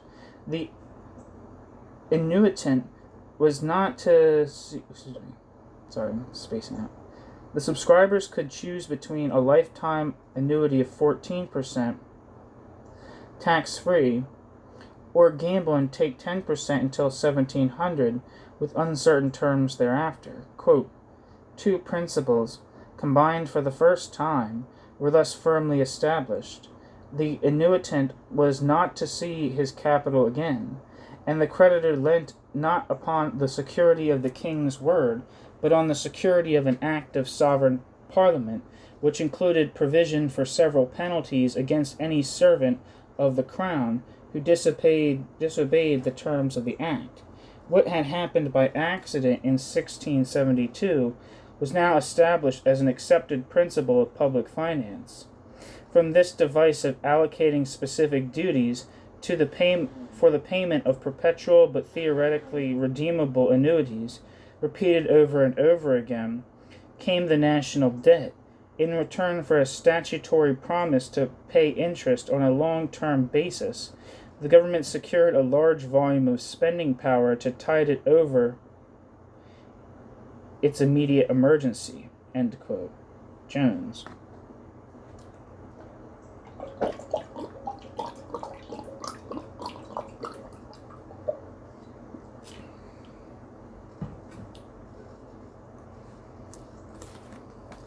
Inspired by the apparent success of this scheme, a jumble of additional schemes for raising state revenues, based upon the concept of a national debt, now came forward. The most significant of these arose out of the ongoing rivalry between the East India Company, which itself had been suffering a cash shortage since the 1680s, and interlopers attacking its monopoly. Competition between the old company and its rivals would set the stage for a process of private companies outbidding one another to give loans to the state. Through spies, bribes, and by withholding a tax installment due to the cash-strapped King William, the old company initially prevailed and managed to win a new charter with capital of £1.5 million. But many of the interlopers refused to subscribe. Instead, quote, the late solicitors against the East India Company, end quote, outbid the old company by offering a more generous loan to the crown. This resulted directly in the founding of the Bank of England in May of 1694. Footnote: the loan itself was not actually cash. Wine merchant Gilbert Heathcote, a, quote, man of outstanding shrewdness and tenacity, whose London syndicate was, quote, by far the biggest investor in government securities of all kinds, teamed up with his colleagues to offer in exchange for £1.2 million in government debt, banknotes worth the same amount. £720,000 taken in for subscriptions was preserved for banking practices. The bank combined standard banking practices, a perpetual loan, and the issuing of stock. In this ingenious arrangement, everyone came out ahead. The government traded debt for paper currency which it could use. The bank received 8%, £100,000, annually on its capital of £1.2 million, and the shareholders got a secure investment.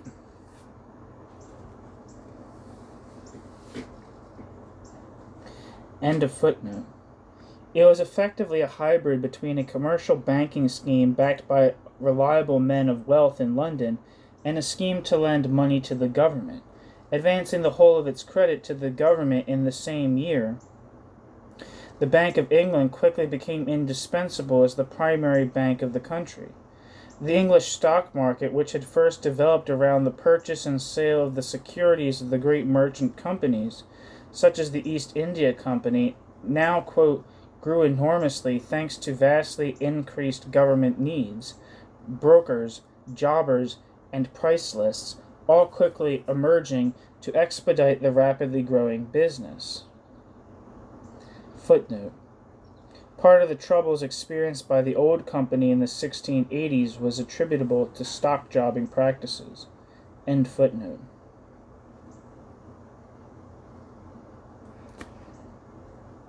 While initially a success, the bank itself was caught up in the ongoing fiscal crisis of the next 2 years. Footnote: by late 1694, clipping coin had run its course, and silver coin no longer passed at face value. Parliament attempted to ban bullion exports, but this proved, quote, worse than useless, end quote. Merchants were, quote, suffering heavy losses. A scramble ensued for old company stock, as it was perceived to be the most stable. But while many were trying to get, quote, in, end quote, on the East, many of the company's own agents were seeking a way, quote, out, end quote. of a company in crisis and back into the center of things in the London financial market. The growth of specialization in either import or export trade made it a still more attractive place to be. During the first week of May 1695, only, quote, 2 days after the last date for clipped money to be paid in at face value as tax, there was a serious run on the bank. As a result, the bank's operations were almost crippled for the rest of the year. End quote. Jones. End of footnote.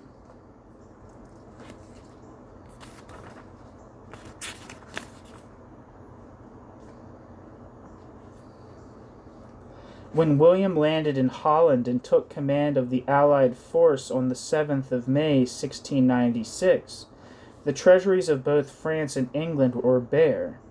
William's aim now was merely to subsist, and to do this he needed cash. But who would provide it? Before his departure, the king had appointed a commission led by Robert Harley and Thomas Foley to collect subscriptions from the landed gentry for a national land bank. The scheme had a certain obvious validity and serves as a testament of the degree to which land was becoming commodified. A major advance of trade since the 1670s was generating unprecedented concentrations of landed wealth. Where medieval policy had been based upon the notion of provision, a concern with distribution, the direction of state policy since the Restoration had shifted to a concern for the encouragement and protection of home production. The Corn Laws of 1663, 1670, and 1689 were intended to encourage the producer of corn. Whether or not these laws can be credited for the change, English agriculture was embarking upon a long period of vast improvement. The extensive building of new and elegant mansions in the last decades of the 1600s and the smaller, more comfortable houses that sprang up all over the country testified to the rising standard of living everywhere. Glazed windows and plentiful supplies of coal freed the houses of many commoners from the hazards of winter, just as a new market in financial and manufacturing interests was opening up for investors. Competition for land had driven prices upward over the course of the 17th century. Larger merchants and financiers, usually those who were getting on in years, were increasingly seeking to purchase estates and see their sons take their place among the gentry. Probationary periods for before full acceptance into the local world of county families, however, could be frustratingly long. Estates became available for purchase when hereditary owners went bankrupt or were unsuccessful at making improvements. Wilson finds it unlikely that the influx of men of new wealth from the town into the estates had any serious impact on the efficiency of state management. Those, quote, aspirants to social status would not always want to remind their neighbors of their commercial origins by attending too officially to the business of their estates, end quote. And it was among the larger squires, quote, that most evidence is to be found of enterprise and innovation in estate management, end quote. The expense of making improvements added to the general expense of owning land, raising the bar for entry and making the situation for smaller farmers increasingly untenable. Though expensive, enclosure was such a profitable undertaking that landlords were compelled to embark on a wave of enclosure on an unprecedented scale. The first private act inaugurating the era of parliamentary enclosure would not be presented to Parliament until 1710.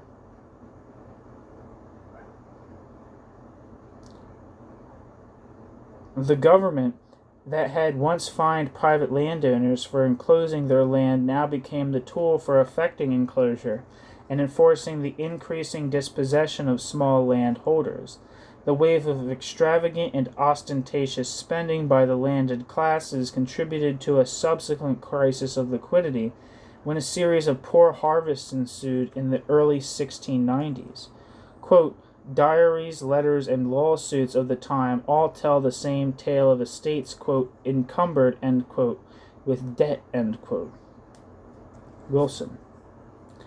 Many cavaliers who had managed to recover, quote, delinquent, end quote, lands from them during the interregnum had done so only through heavy borrowing. Now they were faced with having to borrow more to sustain existing levels of consumption. Many landlords or land stewards or bailiffs operating on their behalf were compelled to negotiate for higher rents and new leases with their tenants. The crisis deepened the resentment towards financiers and the king's, quote, placement, end quote, on the part of the landed classes who received no return on their, quote, investment, end quote, in the form of the land tax. To them, quote, it seemed all the profits were being drained off to the money power, end quote. From 1680, that quote's from Upton. Quote, from 1688 to 1695, we have a paradox, almost a decade of bad summers unknown since the 1620s, accompanied by an outburst of company promotion and financial speculation likewise unknown since the 1620s, and not paralleled into the boom of the South Sea bubble, end quote. Wilson. Driven by the need for greater spending power, schemes came forward for the landed classes to create a, quote, land bank, end quote, lending to landowners as well as the government at low rates of interest. The act presented to Parliament combined several schemes in one. Footnote. The title of the bill reads as follows, quote, an act for continuing to His Majesty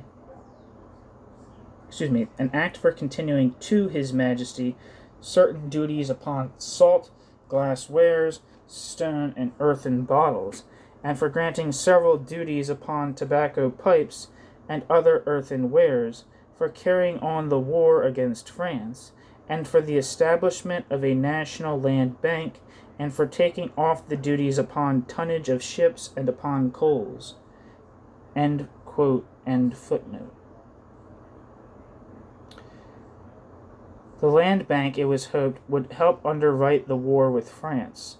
For this entire proposal, £564,700 was advanced. The scheme was an instant failure. The proceedings of Parliament tell a sad tale.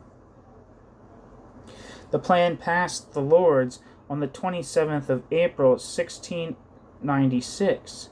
The expected sum to be raised was £2.6 million. Very attractive terms were offered. Apparently initial subscriptions were poor, as subsequent efforts were made to allow for clipped and unclipped money, guineas, Bank of England bills and notes, and plate. All were allowed to be used as forms of payment for subscription. Generous discounts starting at 15% in June and lowering to 5% by December were offered. The king himself subscribed £5,000, but by the 19th of June only £500 more had been subscribed for the land bank specifically, and by 3rd of July, no more had been added. A request of £300,000 to save the program was denied. By the 1st of August, £2,100 had been subscribed. In the midst of a crisis, country gentlemen had shown they were anxious to borrow, but not anxious to lend. By December, those who had advanced the initial sum of $564,700 would be petitioning Parliament to be, quote, restored to their former securities, end quote, without which they would be, quote, ruined, end quote. With the delusion of the land bank exposed by August, William sent word that without a new source of private credit, William faced mutiny or desertion. Footnote, quote, the failure of English payments coincided with the news of the defection of Savoy and of the consequent neutralization of Italy. Defeat was a real prospect, end quote, Jones.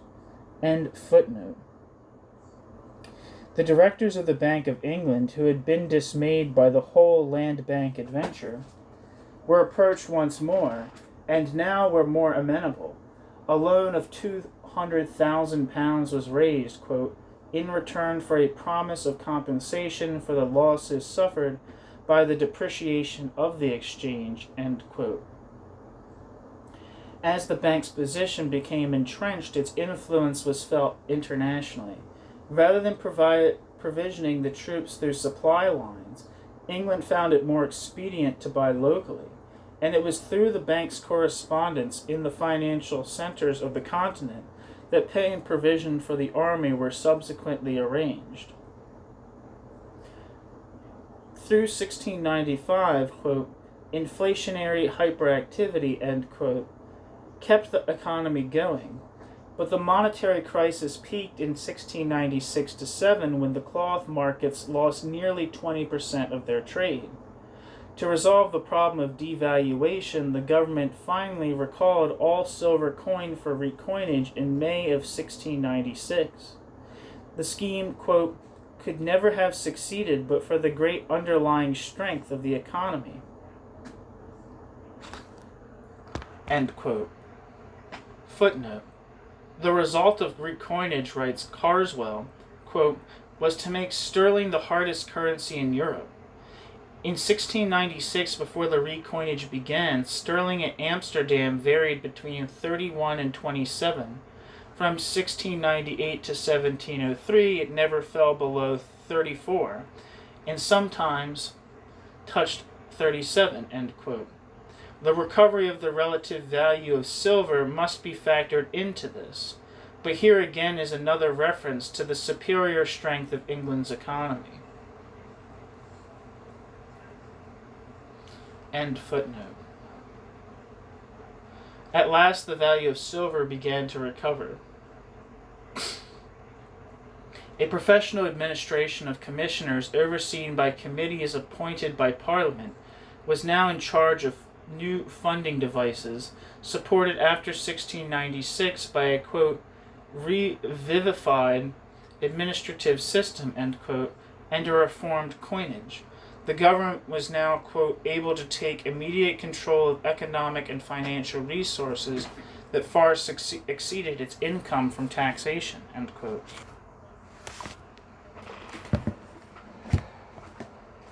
Where others faltered, the bank survived the recoinage of 1697 that, quote, pricked the bubble of inflation that had grown since early in 1695, end quote, causing prices to fall rapidly. The bank's notes approached half those in circulation. Its stock soared. The creation of a stable system of financing state activities, combined with the expansion of credit in the economy, generally provided the framework for a buoyant economy and freed up funds for a boom of investing. The boom was driven by a burst of speculative investments in manufacturing, which the government had now actively encouraged through acts of Parliament. A statute in 1689 had thrown investment in copper mining open to all comers. Two further acts encouraged landowners to dig for minerals on their estates. It was in this period that a large number of joint stock operations were established, only to run into serious problems. Only 19 joint stock companies were given charters in England between 1610 and 1660. In the next 60 years, 54 charters were granted, most of these in the 1690s. Of the 54 charters, 23 of these were for mining or manufacturing operations, 11 for overseas trade, and the remaining charters were distributed between, quote, banking and finance, water supply, insurance, and fishing, end quote. There were also unincorporated joint stock companies. In 1695, estimates placed the total number of joint stock companies in England and Scotland at 140. Listings of quotations on stocks in newspapers evidenced an embryonic stock exchange. Land had ceased to be virtually the only investment for men with surplus income, as higher rates of return on securities at much greater risk attracted increasing numbers of investors. Marine insurance had developed in the 1680s. Life insurance was now made possible by the new science of statistics emerging in the wake of a mathematical renaissance. Footnote. Quote, the greatest scientific minds of the day, like Boyle, Hooke, and Newton, did not disdain the practical conundrums of invention and technology. Isaac Newton was from 1699, a diligent and successful master of the mint, who raised it to new standards of accuracy and precision, end quote. End footnote. Coleman finds that unlike in shipping and insurance, there was in fact little need in manufacturing for joint stock organization at this time, since the personal networks of large masters provided sufficient security, and at the same time borrowing is not difficult as there was an abundance of capital. Quote, a vigorous and highly speculative market in stocks and shares flowered in the city. Thunders of disapproval rumbled against the, quote, pernicious art of stock jobbing, end quote. End quote. Coleman. Stock jobbers were speculating on the value of holdings in the emerging securities market. When the boom went bust in 1697, they took much of the blame for the losses resulting from the deflation that followed. A, quote, act to restrain the number and ill practice of brokers and stock jobbers, end quote, was passed. It limited their number to 100, required them to keep books, wear a badge, and obtain a license. The fiscal crisis did not last long. A rapid recovery followed, based mainly upon the strength of the new fiscal institutions. Quote, shipping revived and foreign trade expanded to a total of £13.5 million by 1700 to 1701, an increase of about 90% over the 1696 to 7 figure. End quote. The establishment of a national debt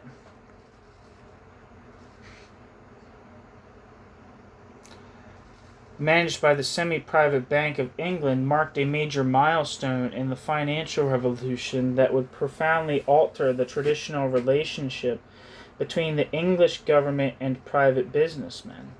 Unlike the Stuart kings, who had, quote, gained little in power from the buoyancy of the economy over which they presided, end quote, William was now mobilizing finances for war on a scale previously unthinkable. Footnote. Were the attempts of the quote absolutist, end quote, Charles I to collect relatively modest taxes without parliamentary consent, which had triggered the civil wars, the parliamentary monarchy of William III deployed, quote, a veritable army of tax collectors to bring in vastly greater sums without causing serious political disturbance, end quote. Harling, 2001. End footnote.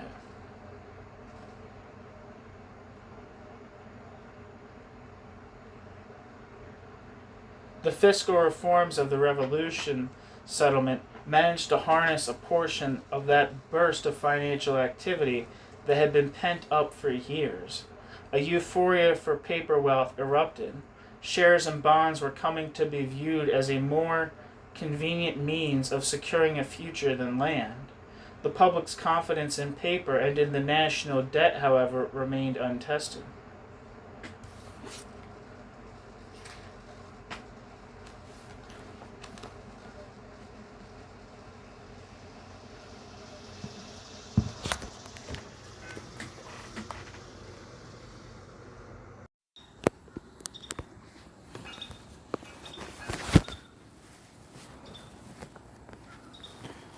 quote, free trade, end quote.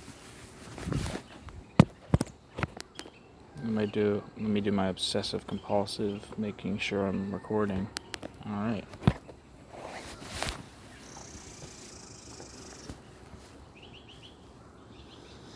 Before the 18th century, European trade had expanded rapidly in the early feudal period, from 1050 to 1250, and in the 16th century when population rebounded from the effects of the crisis of the 14th century.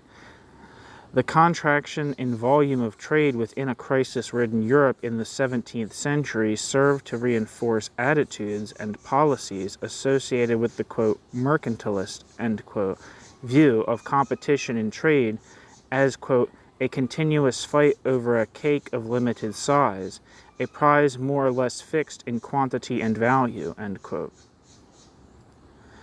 The great hope was that new markets in lands newly discovered by Europe would aid the growth of domestic manufacturing. When buyers in the East showed a preference for silver over European manufactures, and America proved too shallow and poor a market, these hopes proved to be premature.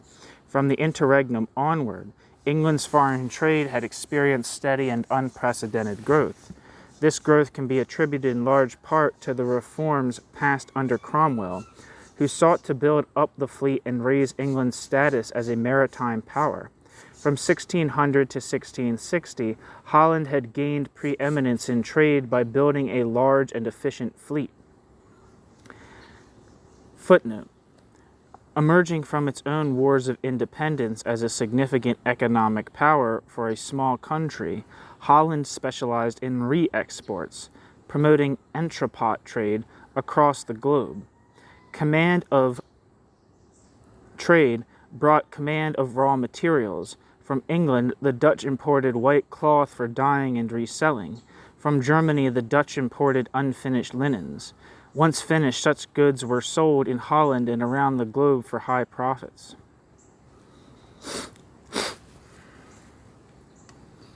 End footnote. The Navigation Acts cut off Dutch access to English colonial markets.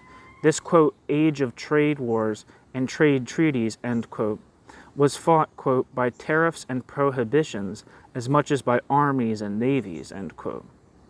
But what secured England's rise to supremacy in trade was victory in the three wars with Holland between 1651 and 1674, all of them centering on a struggle for predominance in trade.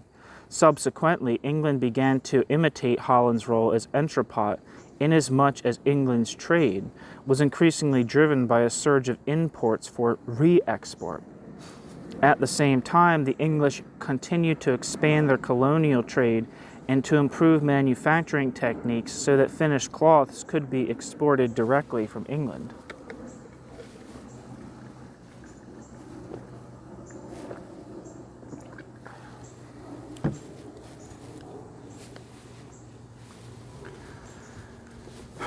In general, however, the economy was still characterized by parochialism, where a decline of trade for one article could impact upon the region specializing in its production, leaving other areas unaffected. Enclosures and the gradual conversion of smallholders into market-dependent laborers or unemployed poor was also a regional affair, as was, by consequence, unemployment. The numbers of the poor in search of work rose steadily too. Many were prompted to propose solutions to the widely recognized, quote, problem of the poor, end quote. Combined public and private charities for the most poor scarcely came to £1 per head per year, enough only to stave off the worst of immediate hunger and cold. Some were aided by the expansion of employments in textile manufacturing in London suburbs and the Midlands. But charity and poor relief remained the only prospect for survival for a great many. The problems of underemployment were made acute by the economic fluctuations of the 1690s. Emigration, transportation, kidnapping of labor for the plantation, service in the military, all these factors had contributed to a lessening of population pressures. So much so, perhaps, that there were complaints by employers of a shortage of hands. Quote, in 1696, the Commissioner for Trade and Plantations deplored, quote, the dearness of labor, end quote. It should be bought as cheaply as possible if English exports were to capture foreign markets against the competition of French and Dutch industry protected by tariffs, end quote. Hill.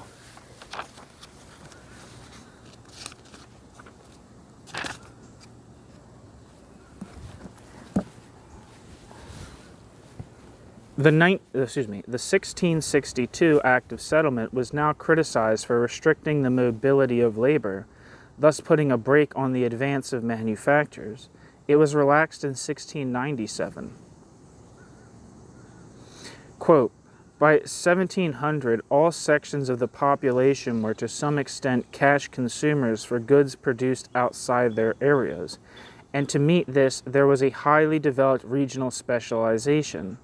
Quote, there are shopkeepers in every village, end quote, Defoe observed, quote, or at least in every considerable market town, end quote. The home market was variously estimated from 6 to 32 times the foreign market, end quote.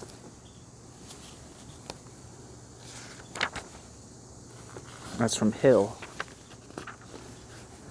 The market was responding to an overall increase in effective demand for luxury and semi-luxury items among not only landlords, but also successful farmers, as well as to the increasing dependence of, quote, middling, end quote, and working-class consumers on the market for basic subsistence and domestic items.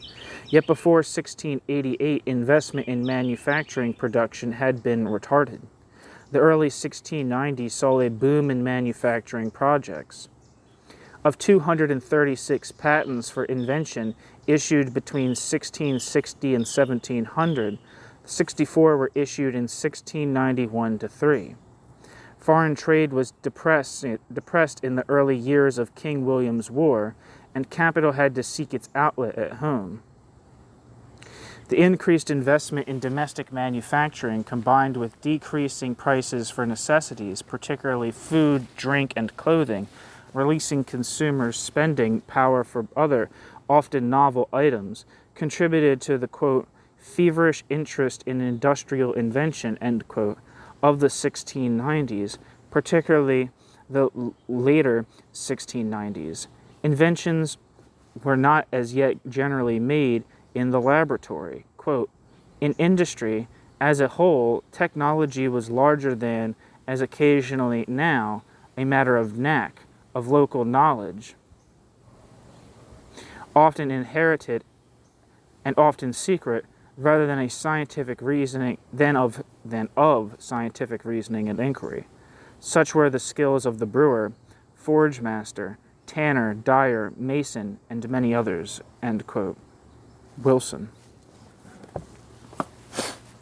Technology remained overwhelmingly embodied in the knowledge of skilled laborers. Despite important advances in technique and management, there was overall little radical reorganization of the production process outside a few lines of manufacturing. Footnote. The immigration of Huguenot refugees after the revocation of the Edict of Nantes in 1685 brought an influx of hundreds of different kinds of skills into Britain, leading to many modifications in methods of manufacture, trade, and finance. Many of the patents of this period bear their names. To take another example that we shall read more about in a later chapter, Richard Arkwright's working men were often bribes to come and build cotton mills.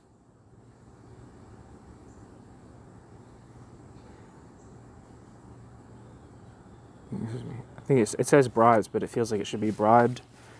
Richard Arkwright's working men were offered... Oh, Jesus Christ. It doesn't say often bribed, it says offered bribes. Jesus Christ. Richard Arkwright's working men were offered bribes to come and build cotton mills in Scotland. End footnote.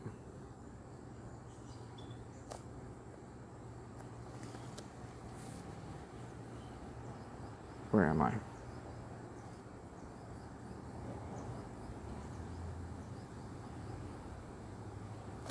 End of footnote. Despite important advances in technique and management, there was overall little radical reorganization of the production process outside a few lines of manufacturing.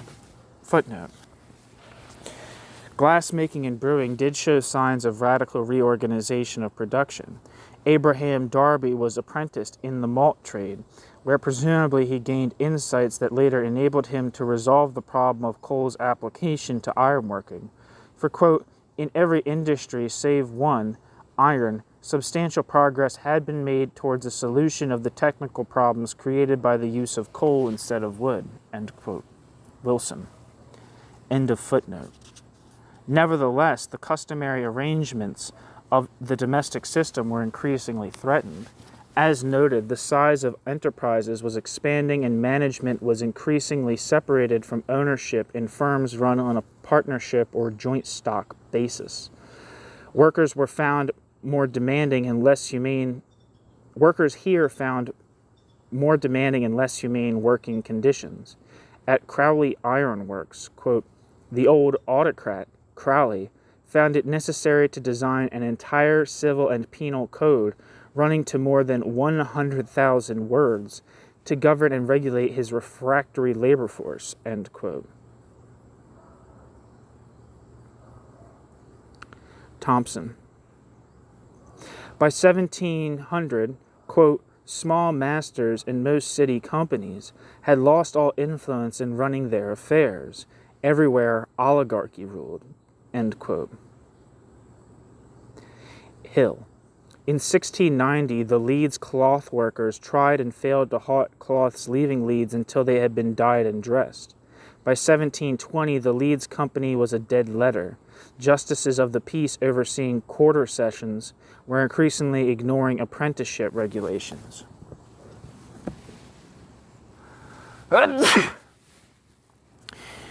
Given all these changes, laborers were not simply idle. For example, in 1698, the journeyman felt makers formed a combination to collect funds to strike for higher wages and to take action against, quote, blacklegs, end quote. Weavers' unions were to be found in Devon, Wiltshire, Somerset, and Gloucestershire,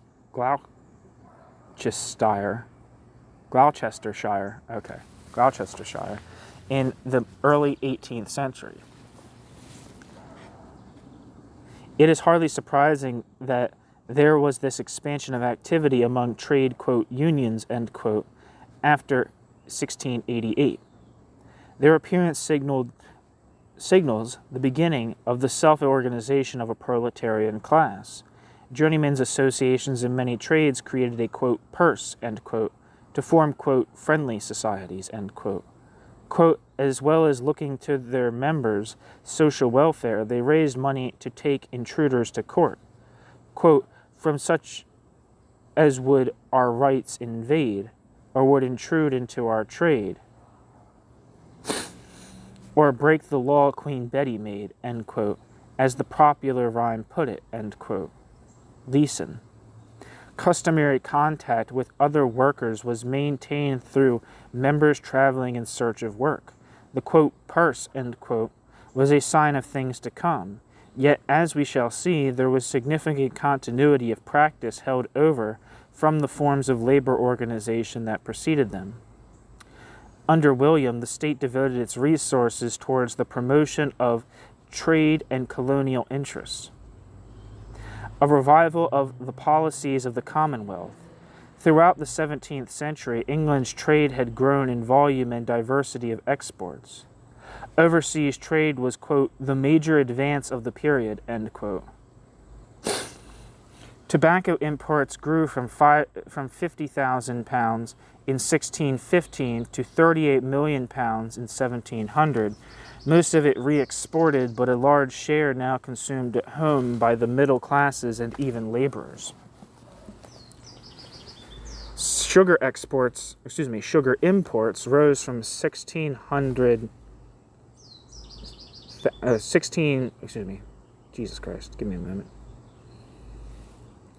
Sugar imports rose from 160,000 hundredweight after 1660 to over 370,000 hundredweight by 1700. About 2/3 being consumed at home. Sugar boiling, refining, and marketing industries expanded in Western ports. The Levant and East India companies brought home spices, silks, and fine fabrics in increasing numbers. Cod from New England poured in. Exports and re-exports to West Africa were exchanged for human cargo, while slaves were shipped or re-exported to the West Indies.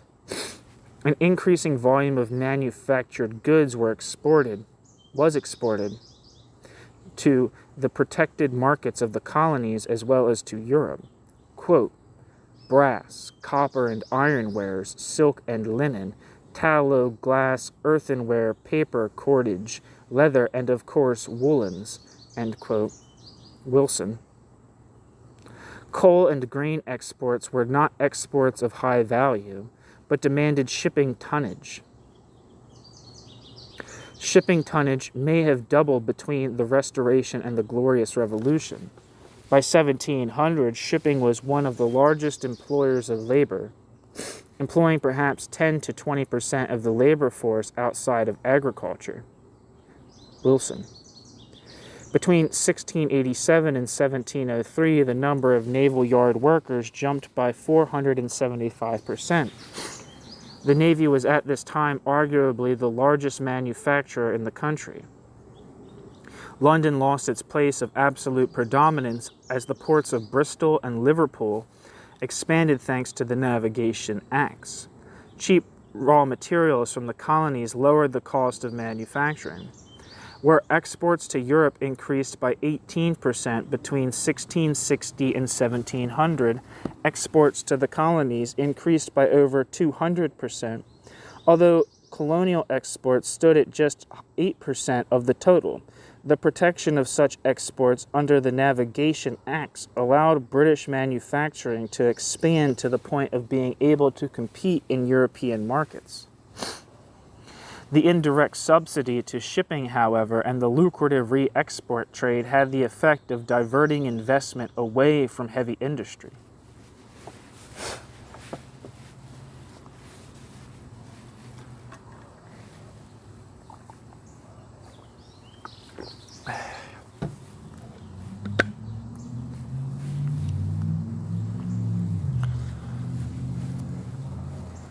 England's primary export cloths through the share of cloths in production. England's primary export remained cloths though the share of cloths in proportion to the total exports decreased. Between 1660 and 1700, the value of cloth exports may have nearly doubled. A statute of 1689 threw the export of cloth open to all traders, ending the monopoly of the merchant adventurers, whose full privileges had been restored in 1683. The woolen and weaving manufacturing trades were open to all in 1694. In 1673, the Eastland Company's trade in the Baltic had been thrown open to all on payment of £2 after the company refused to lower its administrative fee. By 1688, it had virtually ceased to exist. By 1728, it was reduced to a dining club. The Hudson's Bay Company lost its exclusive privileges in 1697. The Royal Africa Company lost its charter in 1698, and trade to Africa was thrown open on condition that the forts of the now decommissioned company would be maintained. The Russia Company lost its control of the Muscovy tobacco re-export in 1699. As the Navy's ability to deal with the threats of piracy and rivalry improved, the usefulness of monopolies declined.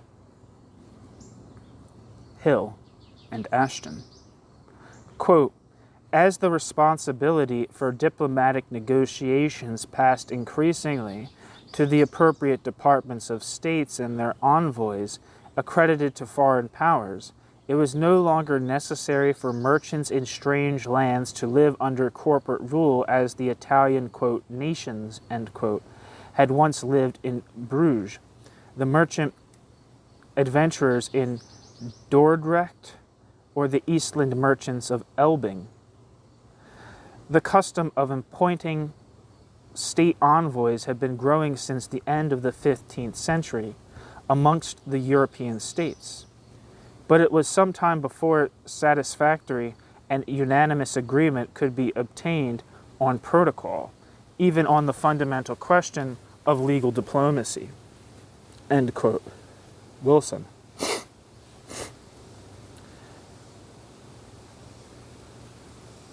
Thus, 1688 essentially spelled the end of the old style of commercial monopolies in overseas trade. But this did not mean the end of all the great companies themselves. The Levant Company's bylaw restricting trade to apprenticed merchants was condemned in the Commons in 1694, but the company would survive until the 1750s. Trade to the East having expanded enormously, the East India Company flourished, despite its charter being cancelled in 1693 and then renewed with obligations to export commodities to the value of £100,000 per year. In 1698, a new East India Company was formed to rival the, quote, old, end quote, company. A fierce parliamentary battle ensued, but for a trade of such a long distance, the advantages of a monopoly to protect traders were still deemed useful, and the two companies united in 1709.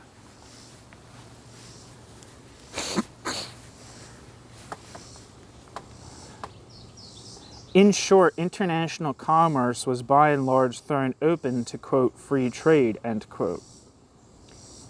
Footnote, quote, free trade, end quote, applied to British exports only. Irish cloth manufacturing was ruined by the competition from cheap English cloths in 1699. In 1700, Parliament banned imports of calicos from the Orient.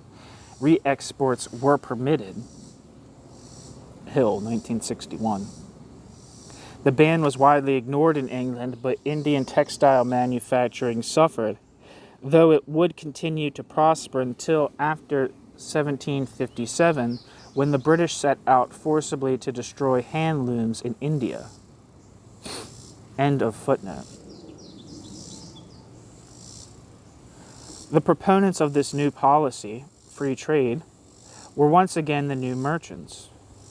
By achieving the revocation or compromising of the old company's charters, the proponents of, quote, free trade, end quote, had reversed the basic principles of restricting output and maintaining quality and prices that had supported those companies since medieval times. With a domestic population increasingly dependent upon a diversifying home market for subsistence goods, food, clothing, household wares, the manufacturers and the traders who sold their wares were increasingly faced with the prospect of being able to continuously expand their sales. Prospects, when open to all, became competitive pressures to see who could best fulfill demand with supply at the best price. The clamor to open up foreign trade to, quote, freer trade, end quote, in its restricted 17th century meaning, would have been strongly motivated by the realization among merchants that unlimited expansion of foreign trade could mean better prices for their produce if they had a larger number of buyers, and continual lowering of the cost of production in an economy of scale, and thus more profits and greater advantages in the competitive struggle to secure the largest share of markets. Thus, free trade had everything to do with the development of England's domestic market, and as we shall discuss in the next chapters of Agrarian Capitalism, England was already by this time the largest area in Europe without internal customs barriers hindering trade, when the Act of Union would be passed in 1707, joining Scotland with England, sending the, quote, price of Scottish cattle soaring, end quote. As the Scots gained direct access to English markets, the largest free trade area in Europe would become even larger.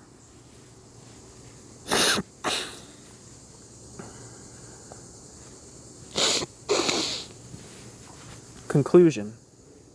The revolutionary upheaval from 1640 to 1660, the revolutionary upheaval from 1640 to 1688 constitutes a period of English history that needs to be understood in its own terms.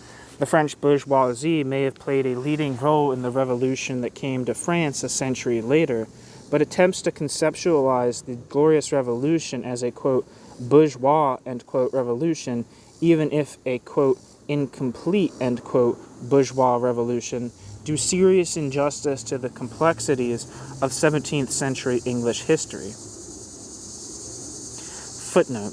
As in, for example, the thesis of a, quote, mediated, end quote, bourgeois revolution put forward by Tom Nairn and Perry Anderson.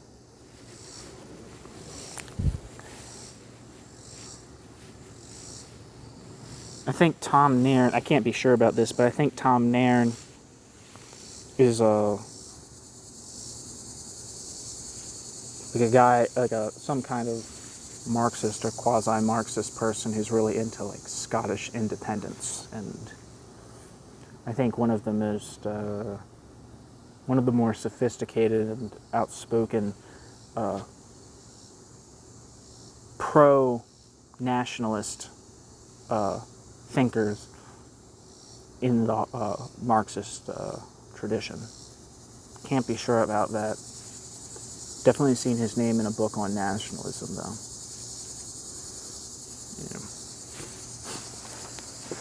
Might not be pro like ethnic nationalism, but definitely pro nation state. Might be wrong about that, though.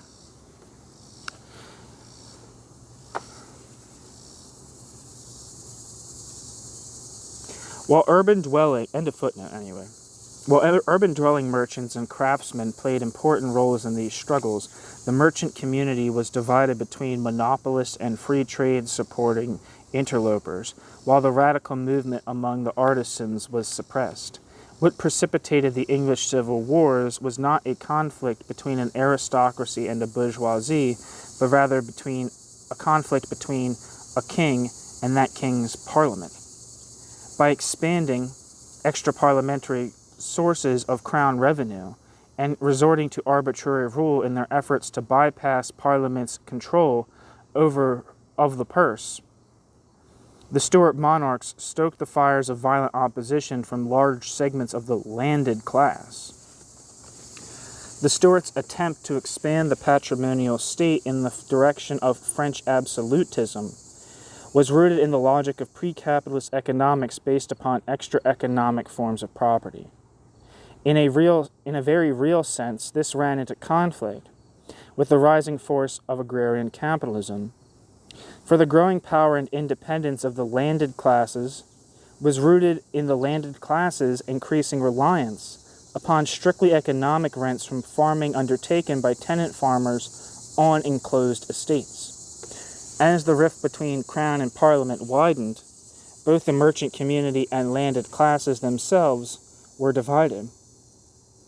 From the ranks of the laborers came a groundswell of dissent and calls for democracy, ranging from merely extending the male franchise to the abolition of private property and the leveling of classes. Since the latter posed a potential threat to both capitalist and patrimonial or extra-economic forms of property, the suppression of radicalism, even the limited radicalism of the independents who ruled under Cromwell during the interregnum, became an imperative. In this sense, the whole period of upheaval from 1640 to 1688 might be said to amount to a counter-revolution as much as a revolution. It is a general misnomer to see political revolutions as events which result in the immediate overhaul of whole economic systems. But this is not to say that revolution does not facilitate such change. As noted, the Restoration largely restored the political state of affairs that had existed before all the trouble began. This meant that the threat of Stuart absolutism had remained, and so the Glorious Revolution removed this threat by way of revolution without radicalism. As the ascendant party in politics, the landed classes, acting through Parliament in a new environment of political unanimity, We're now in a position to advance policies that would promote the social relations of agrarian capitalism, and the assault on customary or extra-economic forms of regulating manufactures, as well as commerce, now began in earnest. End of chapter 2.